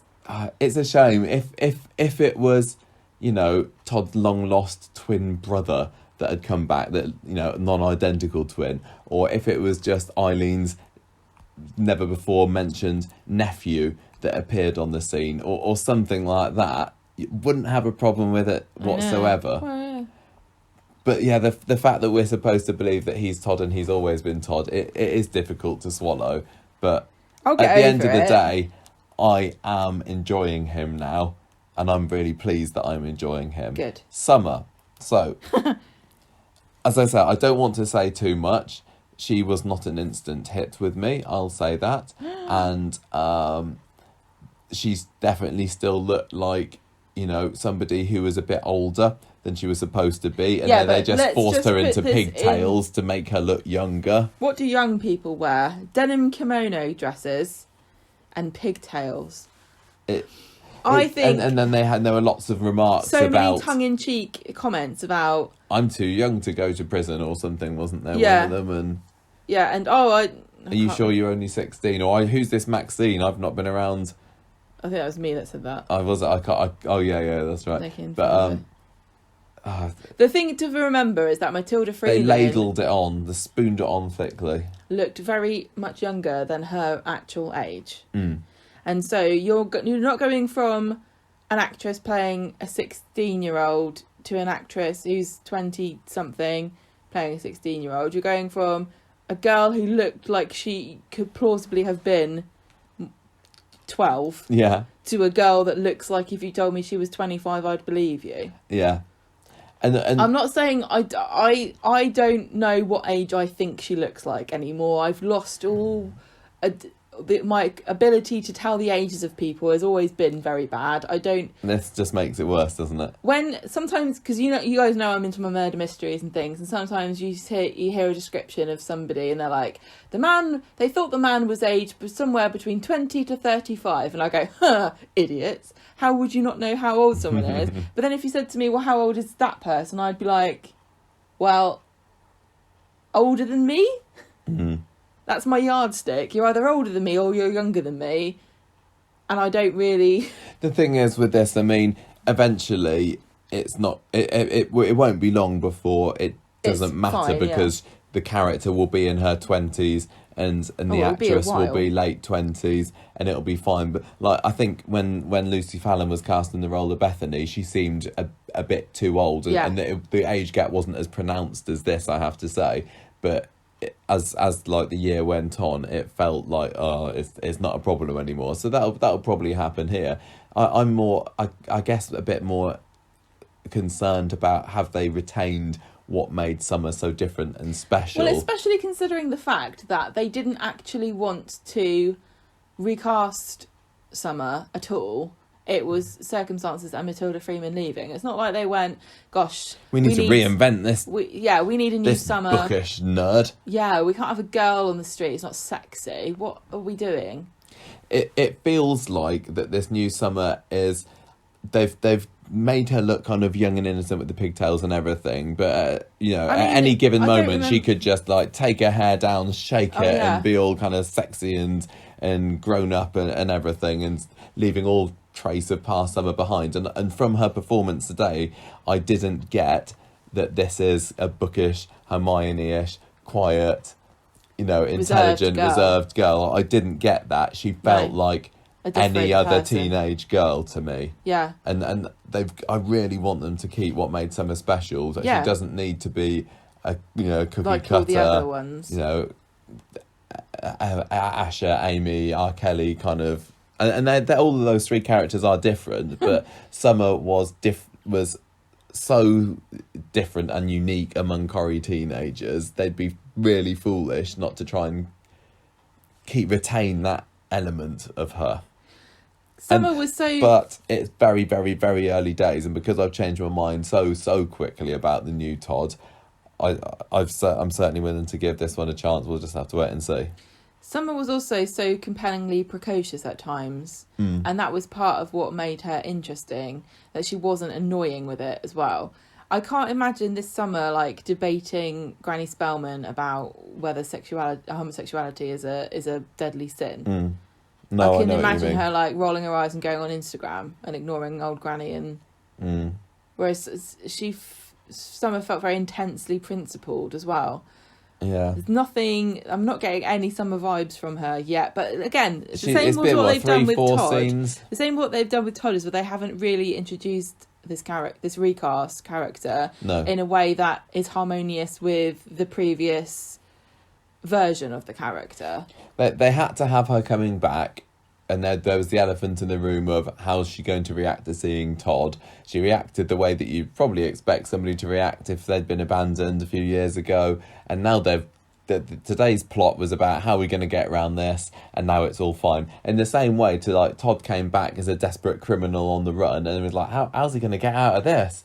He just did. He's fine now. Nobody worries that people have forgotten he was missing, basically. I wonder that how he attacked a policeman, that he left Billy in the lurch. Nobody cares about that anymore. It's all fine. And that's what they had to get out the way. The potential animosity and resentment between Summer and Todd. It's over now. Let's get back to Todd trying to screw up Billy and Paul's relationship.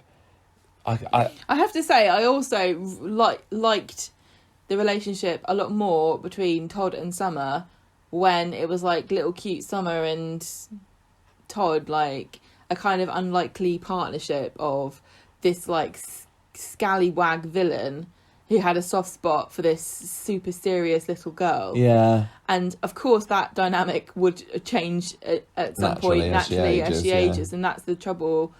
And relationships shift like that, but it just feels like that whole dynamic is lost forever. Yeah, and it did feel weird that two brand new actors were acting and referencing, acting like they knew each other, referencing things that they'd done when they were different people, and it's like really, it's bad enough weird. when there's one of them, but with two of them saying someone else's been so lines. Many recasts. Yeah, makes me wonder. Like when there's a lot of recasts, it does make me wonder if the producers like, everybody, you're just one casting call away from not being a problem to me anymore. So nobody's bigger than the show. Just because you're playing Ken now, William, doesn't mean that I can't recast you. I could find somebody cheaper. I could get Patrick Stewart to do it. He's been in the show before. Don't think he'd be cheaper. He wouldn't be cheaper. I'll do it for a laugh. Anything else on this? I was wondering, this Paul helpline thing. Paul helpline. Do you think he's got it's a picture in the paper of Paul with his thumb up going, Paul's helpline, any problem? No problem too big or small. I've had a problem. I've been in a couple of issues-based stories, so I can answer it all. And Toya's like, I trained for years to be a counsellor. Nobody wants my advice. And you think that you can just do it over the phone? Paul, what do we do about the fact that our fridge stopped working? Buy a new one. Next. No, that literally was the only reason that they gave him that side job, so that he could be a bit sleepy in tonight's episode. Because I'm not seeing any other reason for him to have this bit Paul, on the side. What do you do at this job? Do you just sit there awake when you should be asleep? Because I don't think it's not like he comes home and says, oh dear, there was a really bad case today, or I spoke to somebody today who really changed my perspective on so and so, or I'm struggling because I had a call that was really close to my heart today, or we took 5 calls. I think I think my co-worker might be Ted Bundy. I think if I was Todd and I really wanted to like the touch paper here. What, phone up? Yeah, I'd phone up pretending to be someone else and say, oh, hello, I've got a slightly older boyfriend and he's always making all the decisions in the house. And I think that he's, hello, he doesn't treat me as an equal. What should I do? And Paul goes, oh, well, I think it sounds to me like you should leave him. And then he'd go, oh, maybe I should also leave my boyfriend. My boyfriend's the Dalai Lama. And he's getting a promotion and he won't let us move into the monastery. And I was wearing his robes and making fun of him and he caught me. And I'm worried that he keeps telling me what to do. I'm just having fun. Definitely dump him. Oh, wait. Is Todd going after Billy or Paul? Or is he just trying to split them up for laughs? He's trying to split them up. He's definitely trying to split them up. But for what purpose, I do not know. I cannot see Paul really being interested in Todd. I can't see Todd really being interested in Paul in any way. Is he? But I can see him wanting to revisit the relationship with Billy. But equally, I could just see him wanting to screw with them and try and split them up. Yeah, just why should they be happy? But also, as tonight's thinking... episode showed, they will magnetise back together again anyway. So. Also, maybe he was like, I would get myself in that sweet archdeacon's house. Yeah, maybe. And now he's like, there's no point. Is there? That was his long game and it's gone. You just imagine the reaction of all the other I think there's 3 archdeacons in Manchester. Have you been looking into this? I think there are. I didn't read the page, I just saw 3 photos of 3 different people. Yeah. And suddenly this new guy comes along, right? And you're there in your big mansion. And then the new guy comes along and says, I don't want to live in a big mansion. Because I've got morals. And I think that we should help the poor. And the other two will probably have a meeting going, this guy's making us look bad by reading the Bible and following what Jesus said. This is a disaster. He's going to show us up at Christmas. Sack him. I still not sure whether Billy's going to keep this position. It just feels weird. It's just like it's turning him slightly communist. Yeah. But mind you, Jesus was a bit of a commie, wasn't Finally, he? I wanted to ask about what I was thinking Jesus about. Is a socialist. Sarah going back and forth with this sacking and rehiring of Paul. Sarah was so weird. It made me feel like she is a naff boss. She's gonna if you're gonna sack somebody, sack them. Stick to your principles. Don't let somebody talk you back into it. Well, if also, Mike Baldwin had sacked Ida Clough one day for falling asleep on the job, and then Vera or Ivy had come along and tried to say, "Oh yeah, but you know." She was tired. Yeah, she was tired because she was socks knitting socks with the homeless. Mike Baldwin wouldn't have said, "Oh, I feel so guilty. Oh, what shall I do?" He'd have said, "Tough. Yeah. I sacked her. She stays sacked." Yeah, I pay her to come to work, not to knit socks. And it's very nice of Sarah and everything. She's such a pushover. She's a massive pushover. She had no right to fire him in the first place, although he did resign. And she was being an uncharacteristic cowbag to him in that scene as well. Yeah, she was like, I think that she feels. Spoke to me like that. It wouldn't surprise me if Sarah feels so inadequate because she's actually crap at her job. Yeah, especially next to Carla. So she thinks, "Oh, I'm going to show just how great a boss I am." What do bosses do? They sack people, don't they? I'm going to assert my authority, and that will show that I'm the alpha in this factory. But actually, yeah, she doesn't really know what she's doing. She's a flake. I Sarah in the factory still. It's still been seems years weird, now. Doesn't it? Yeah, she doesn't suit her. It just feels like she works there because there was nothing else for her to do, and she lives next door to it. There's nobody like that at the factory apart from Sarah. Like what? Who doesn't seem like they should be there. The whole place is staffed by people who have no business working in a knicker factory. Yeah, well, you know, Toya's taken 2 days off. They're like, moment. Listen, close down the factory, lockdown. Paul, let's use it as an opportunity for a deep clean. Toya can't come in for 2 days. The whole business, no point. What did she do again?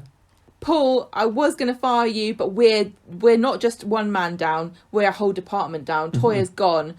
There's nobody that knows what she did around here, so we're having to get all hands on deck just in case it turns out that she does something really crucial, like press the button that makes us get paid. Or something. I think she advises on floral patterns for bras. She's an expert in that. Have you tried dark colours with bright flowers on them? Or a very nice idea that I quite like is when you have white with pastel.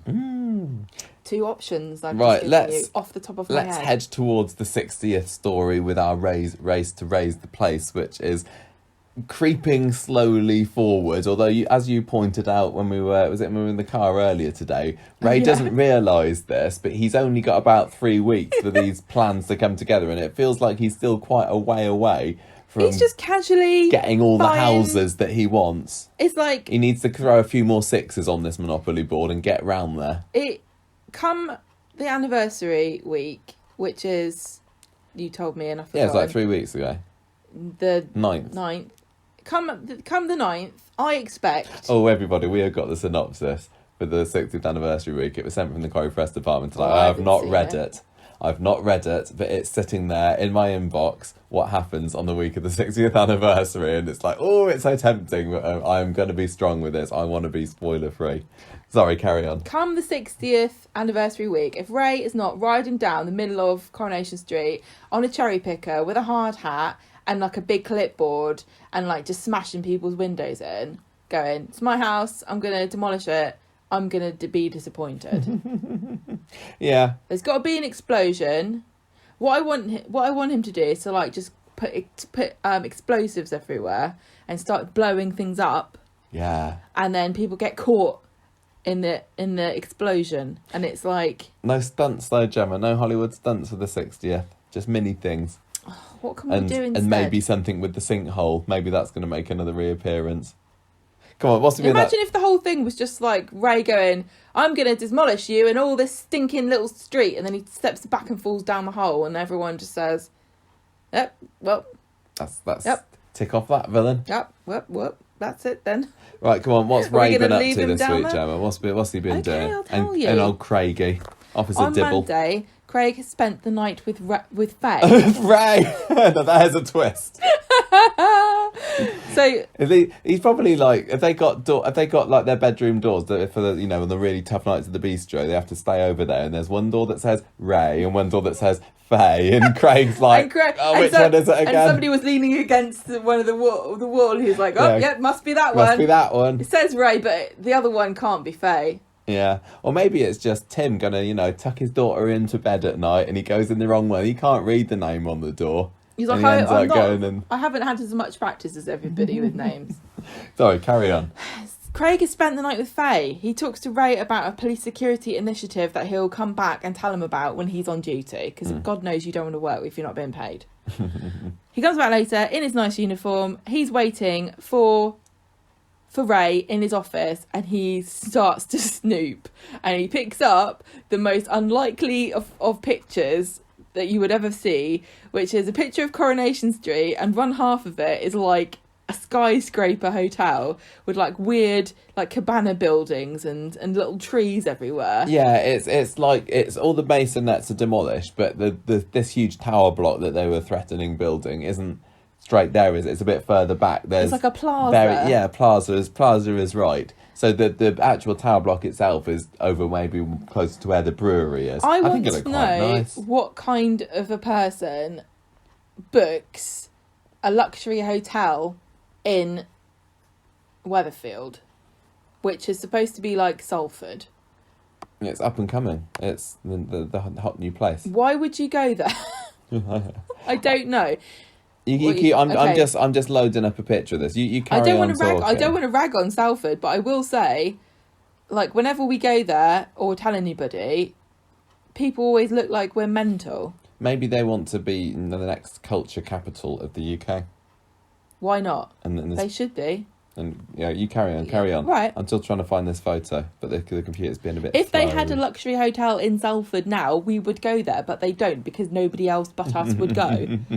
So, Ray, he sees this development plan and he looks at it, and then he carries on a security tour of the bistro, and he pretends that he hasn't seen it, but Ray knows that he's seen this, so he tries to bribe him by saying, you can have some wine. Is this when he says you can have a meal as well, or was that another one? Yeah, something like that. So he says, no, I can't, and Ray says, "Oh, it's for being brave for when we had this armed robbery the other day." No, I'm saying this all wrong. He tries to bribe him with wine. Then later, Beth finds out that Craig has been bribed, and he says it's because I was so brave during the hold up, not saying it's a bribe because I saw some plans. Beth thinks he's nuts for saying that he's not going to accept this. Because I think there are rules about what you're allowed to do and what you're not allowed to do. And I don't even think he's allowed to, because you have to declare things. Yeah, no, he said that. He said that. So he's like, well, I can't accept it. And so Beth's like, well, I'll have it then. Craig then goes to see Gary and says, have you heard of like any giant hotels that are going to be built around here or anything like that? And Gary's like, why are you asking me? Have you? No, I don't know. I haven't heard about that. At the bistro later, Faye and Ray are like so close, their names rhyme, and she's talking about his projects as our hotels, because she's been he's making her feel like she's important and part of his company. Ray hears from Gary about Craig's little visit, so he calls Craig to his office and says, keep your bloody nose out, I know you're chief inspector, I'll get you fired. On Wednesday, Craig comes around to Sally and's like, are you going to move? What would you think if your house turned into a hotel? Just out of interest. I've heard of, my friend told me that they're developing around here. Can you, do you know anyone on the council that can look into it? The councillor, mate. Oh, well, I used to be the mayor, you know. Sally loves the good old Snoop, so she takes that challenge with relish. Faye, this was creepy and gross. This, just to remind everybody who, like me, was going, I really like Ray, he's a great villain. He's also a sex pest and possible rapist. And we get reminded of that when Faye comes in dressed up to go for interviews, or she's not even going to interview. She's done her CVs up and she's going to go handing it out. And so she's dolled herself up, and Ray's like, "Ooh, hubba hubba, who's this? Oh, is it you, Faye? Gosh, I could." It's so creepy when a man sexualizes you like that when you're a young girl and acts like, "Oh, you've all grown up all of a sudden. You're like a woman when before you were a girl." I mean, she is 18 now, isn't she? It's still gross. Yeah, I mean, he's doing it to try and butter her up, isn't he? Well, he's probably whether he also fancies just her being or a not. sex pest. He just wants her to feel like she's good and she's important. Look at you. He says, "You know what? I don't think you should." You don't want to go handing out your CVs to anybody. Come and have a chat with me later, and exactly. We'll see all about about these it. career prospects of yours. And he tells Debbie that he's doing it to keep Craig on side. So he reads her CV and rips it up and says, "You don't need this. You can be my trainee manager across my entire hotel group." Of course she can. Of course So, you don't. so thoroughly qualified. Do you have a clipboard? Don't worry if you don't. We'll provide one. If I was one of the other many other workers working in Ray's many other businesses at the moment, I'd be a little bit annoyed, more than a bit annoyed, that this new girl, Faye, who's been working for him for, a year or so, has now been promoted to general manager overall. Trainee manager. Assistant to the general manager. Craig's suspicious about this. And Tim is chuffed. He thinks Ray's great. And Sal tells Craig that her council mates were like, "Oh, I don't know, why are you asking about that for?" And he says, "Keep digging." He goes to see Ray late and says, why are you offering Faye this job? And Ray says, "I'm gonna get you. You keep your mouth shut. I'll take Faye's job away." Exactly the same threat as before, doesn't he? I'm gonna take Faye's job away. She's got her heart set on this, and I can take it away just as easy as I give it. And also, don't forget, I know you're chief inspector. And so and we didn't get any of it on Friday, did we? And so this was okay. Craig said, "Gulp." I'm still not fully convinced about Craig being the shining knight in this storyline. He doesn't come across as. I mean, he's relatable. he's a really realistic kind Craig of character. Saves the He's day. nice. It's another one of these correlate additions to a story where somebody comes in at the very tail end of a story and just. I don't think that's that I've particularly got a problem with it. I do. The pacing of this story is off, and that's partly due to the pandemic stuff. It's just having Craig as the hero. I don't know. Craig. It doesn't feel. I like him. My problem but is he doesn't feel like a hero. He doesn't feel heroic enough. He just bumbles into things. That's rude.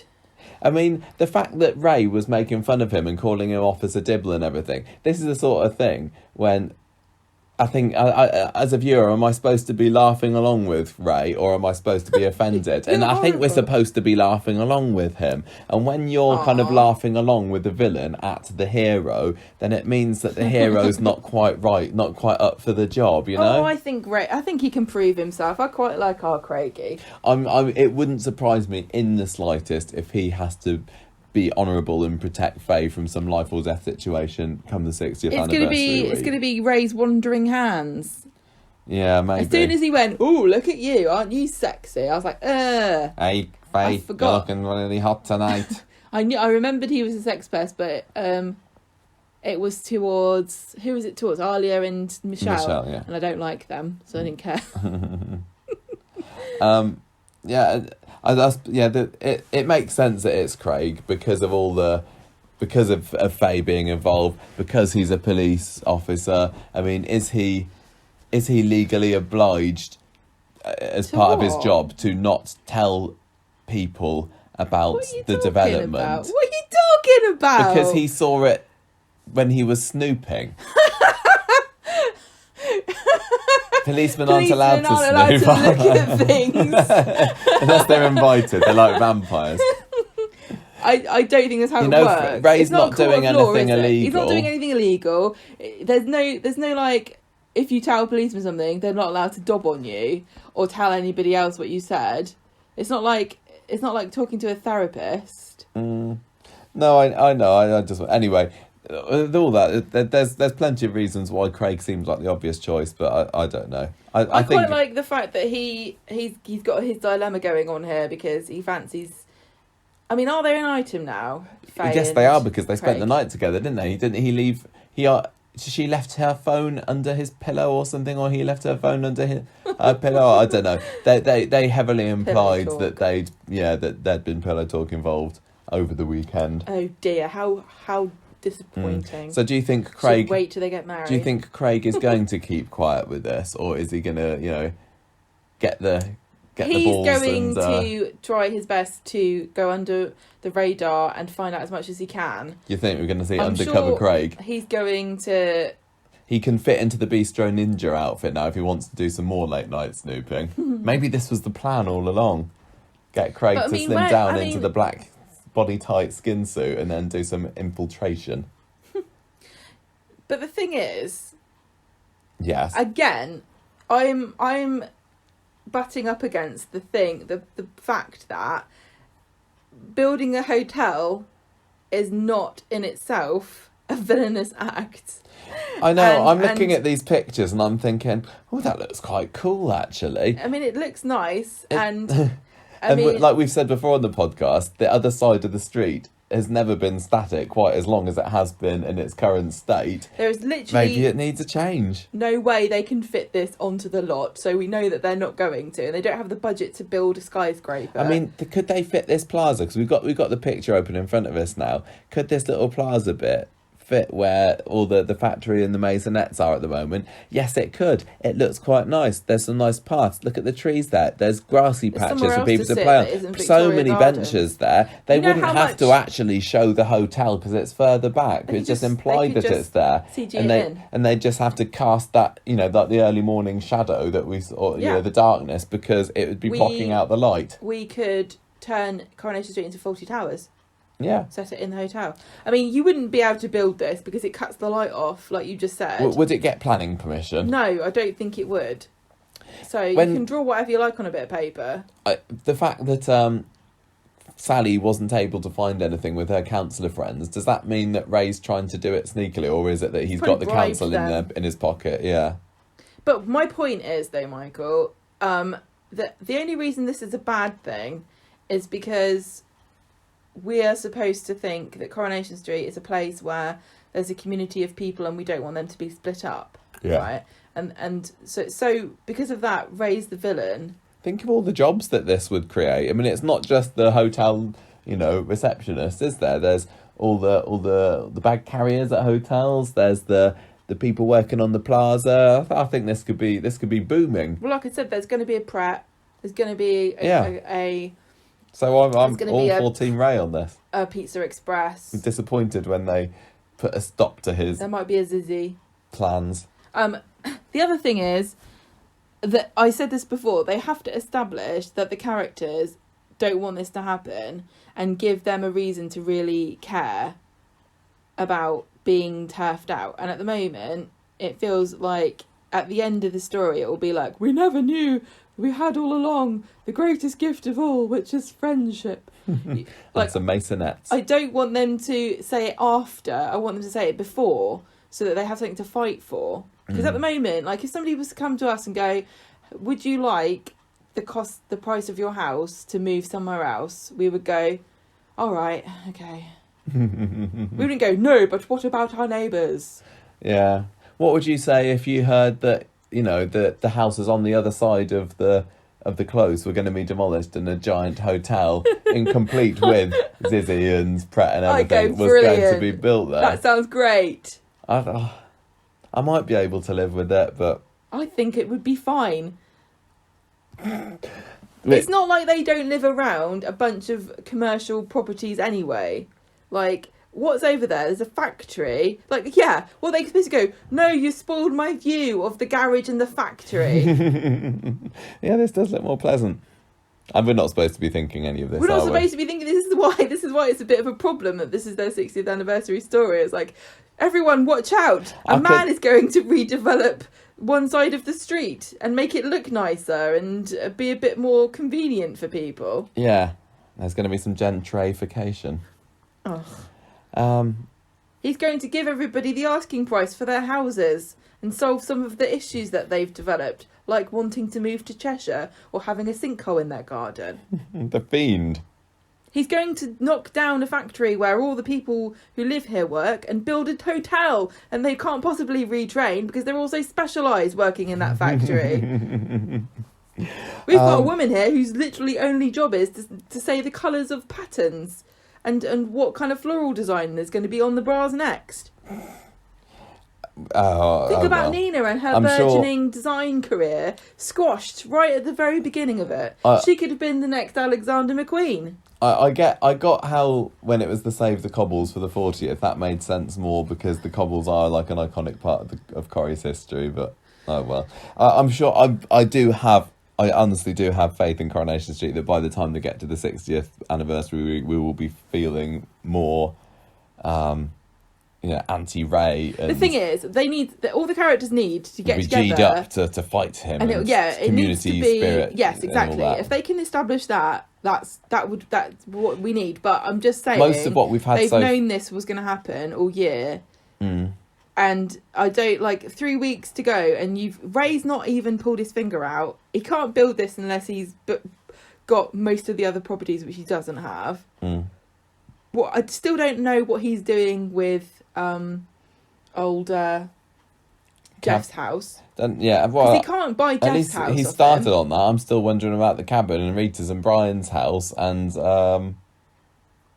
and then there's still the issue with the factory is possible. And you can't just build something without asking the people that you have to. There has to be consultation. Is all this stuff that would have to happen? You can't just come and go, haha, I'm an evil Victorian tycoon and I'm going to build a mine right in your garden and send your children down it. Anyway, oh no, he's creating like I said, jobs. I do have faith that that the 60th anniversary is going to be good. I'm looking forward to it, but they do need to get their skates on just a tad. But I'm sure it'll be fine. It's just it just feels like it's not the most villainous scheme to ever hit the Cobbles. It looks really nice. If they had said, yeah, like I told you before, we're going to build an abattoir, and it's only going to kill really cute animals like ducklings. It's a duckling abattoir and a puppy mill. I wonder if Coronation Street decided when they moved to Media City, they said, well, what we're going to do, we're going to move there, but instead of having the Maisonettes, we're going to work in a story where a nice new property developer and owner of a hotel chain sets up this whole new plaza, and it's going to be great, and it's going to provide opportunities for all. And they'd tried to sold this to us, but the Coronation Street viewers have rebelled against that and said, no, it has Save the Cobbles. No rubbish. Oh, that sounds quite good, actually. They should just say, the picture should have just been Media City.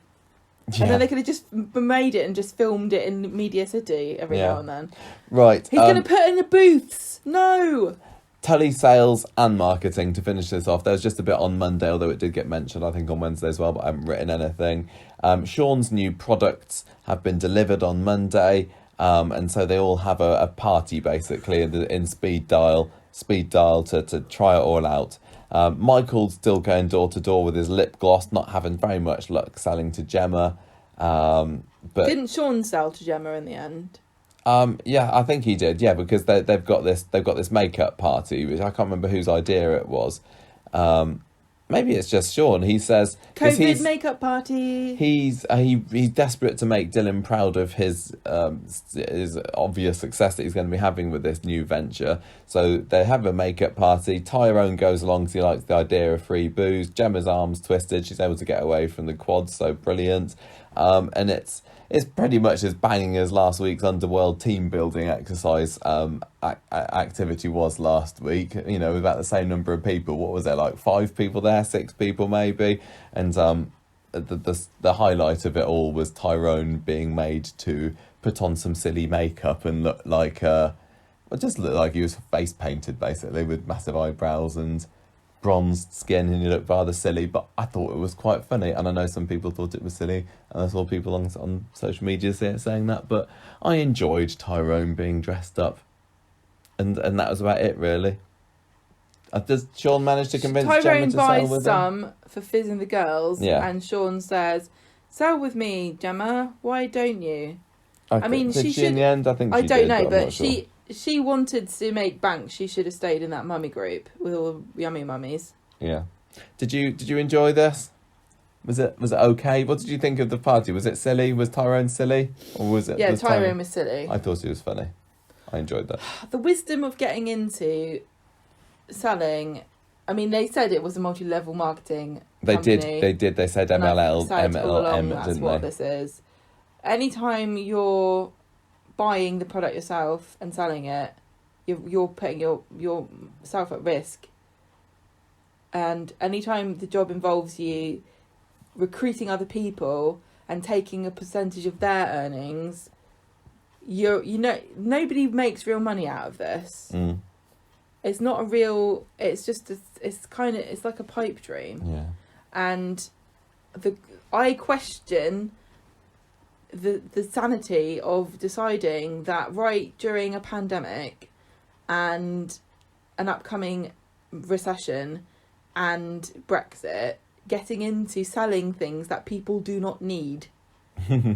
Nobody needs makeup. Maybe I this guess is where Sean's scheme is going to come a cropper. the thing is, actually, I am wrong there, because when we have recessions, actually, I do think the sale of lipstick, you can see when recessions occur by how much women buy lipstick, because it's a small item that you can buy that immediately cheers you up. It doesn't cost a lot of money. I mean, you can buy a designer lipstick for like £20-30. You can't buy a designer dress for that much. No. But you can buy a piece of luxury, very small, to wear every day to cheer you up. I guess there's logic to it, but I am interested in the idea of being vulnerable people being preyed upon during a very scary financial time for many people.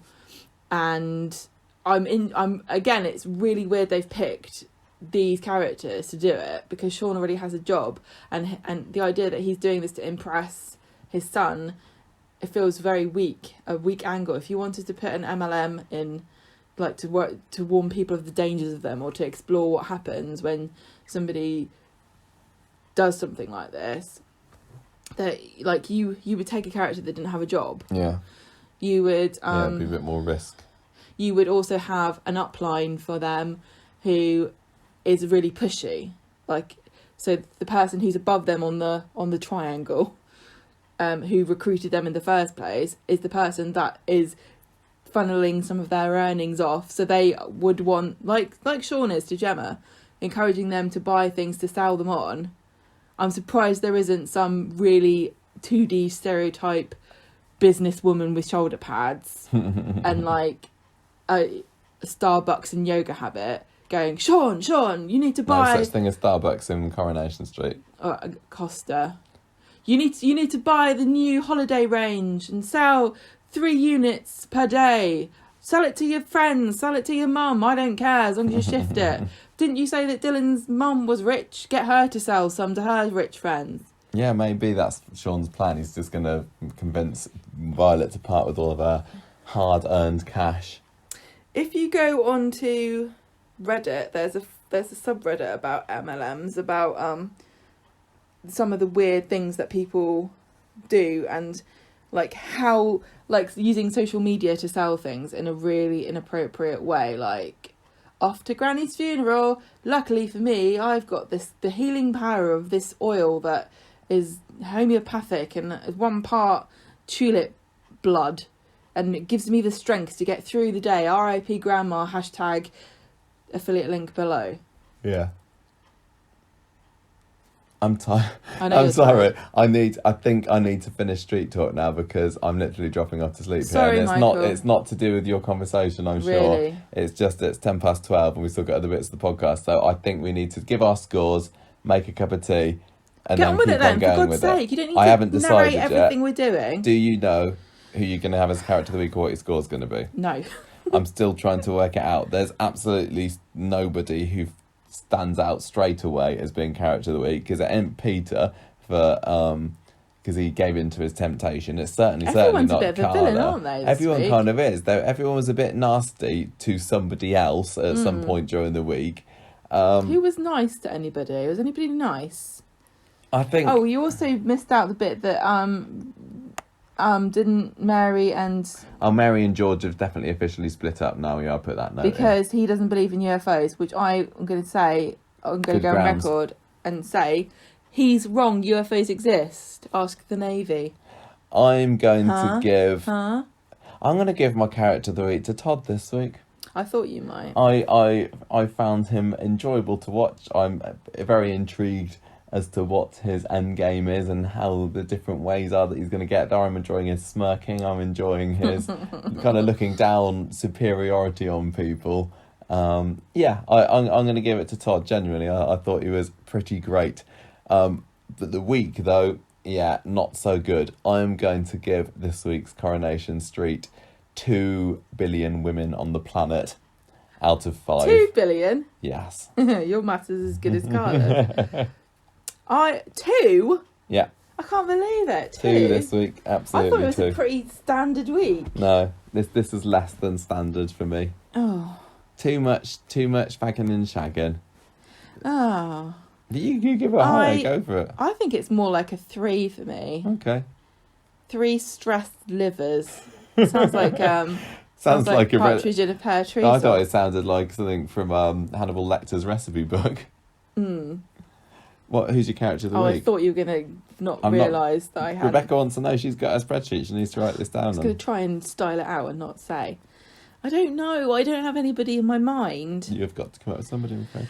Oh, for God's sake, we've got to sit here until I think of somebody, don't we? Yeah. I think I'm going to say Ray because I like a villain. Good pick. I don't like him. Obviously, I can't get on board with the whole sexual harassment at work thing, but I can certainly get on board with let's redevelop this factory. He's entertaining to watch, isn't he? And make an Ibis and a TGI Fridays. He certainly improved over the course of the year, and he did have a massive break. But considering at the start of the year we thought that he'd be out of the show within months, and now he's the main villain for the 60th. I think he's doing well for himself. And like I said, when Craig's being a bit duncy, for lack of a better word, I can't help but grin when Ray, beats him in a battle of wits. I really like easily. Ray. I hope that I wonder if he'll stay beyond the 60th. I just can't see this story wrapping up and him saying, fine, if I can't have my hotel, I'm leaving forever. Yeah, I mean, he has got lots of other hotels, hasn't he?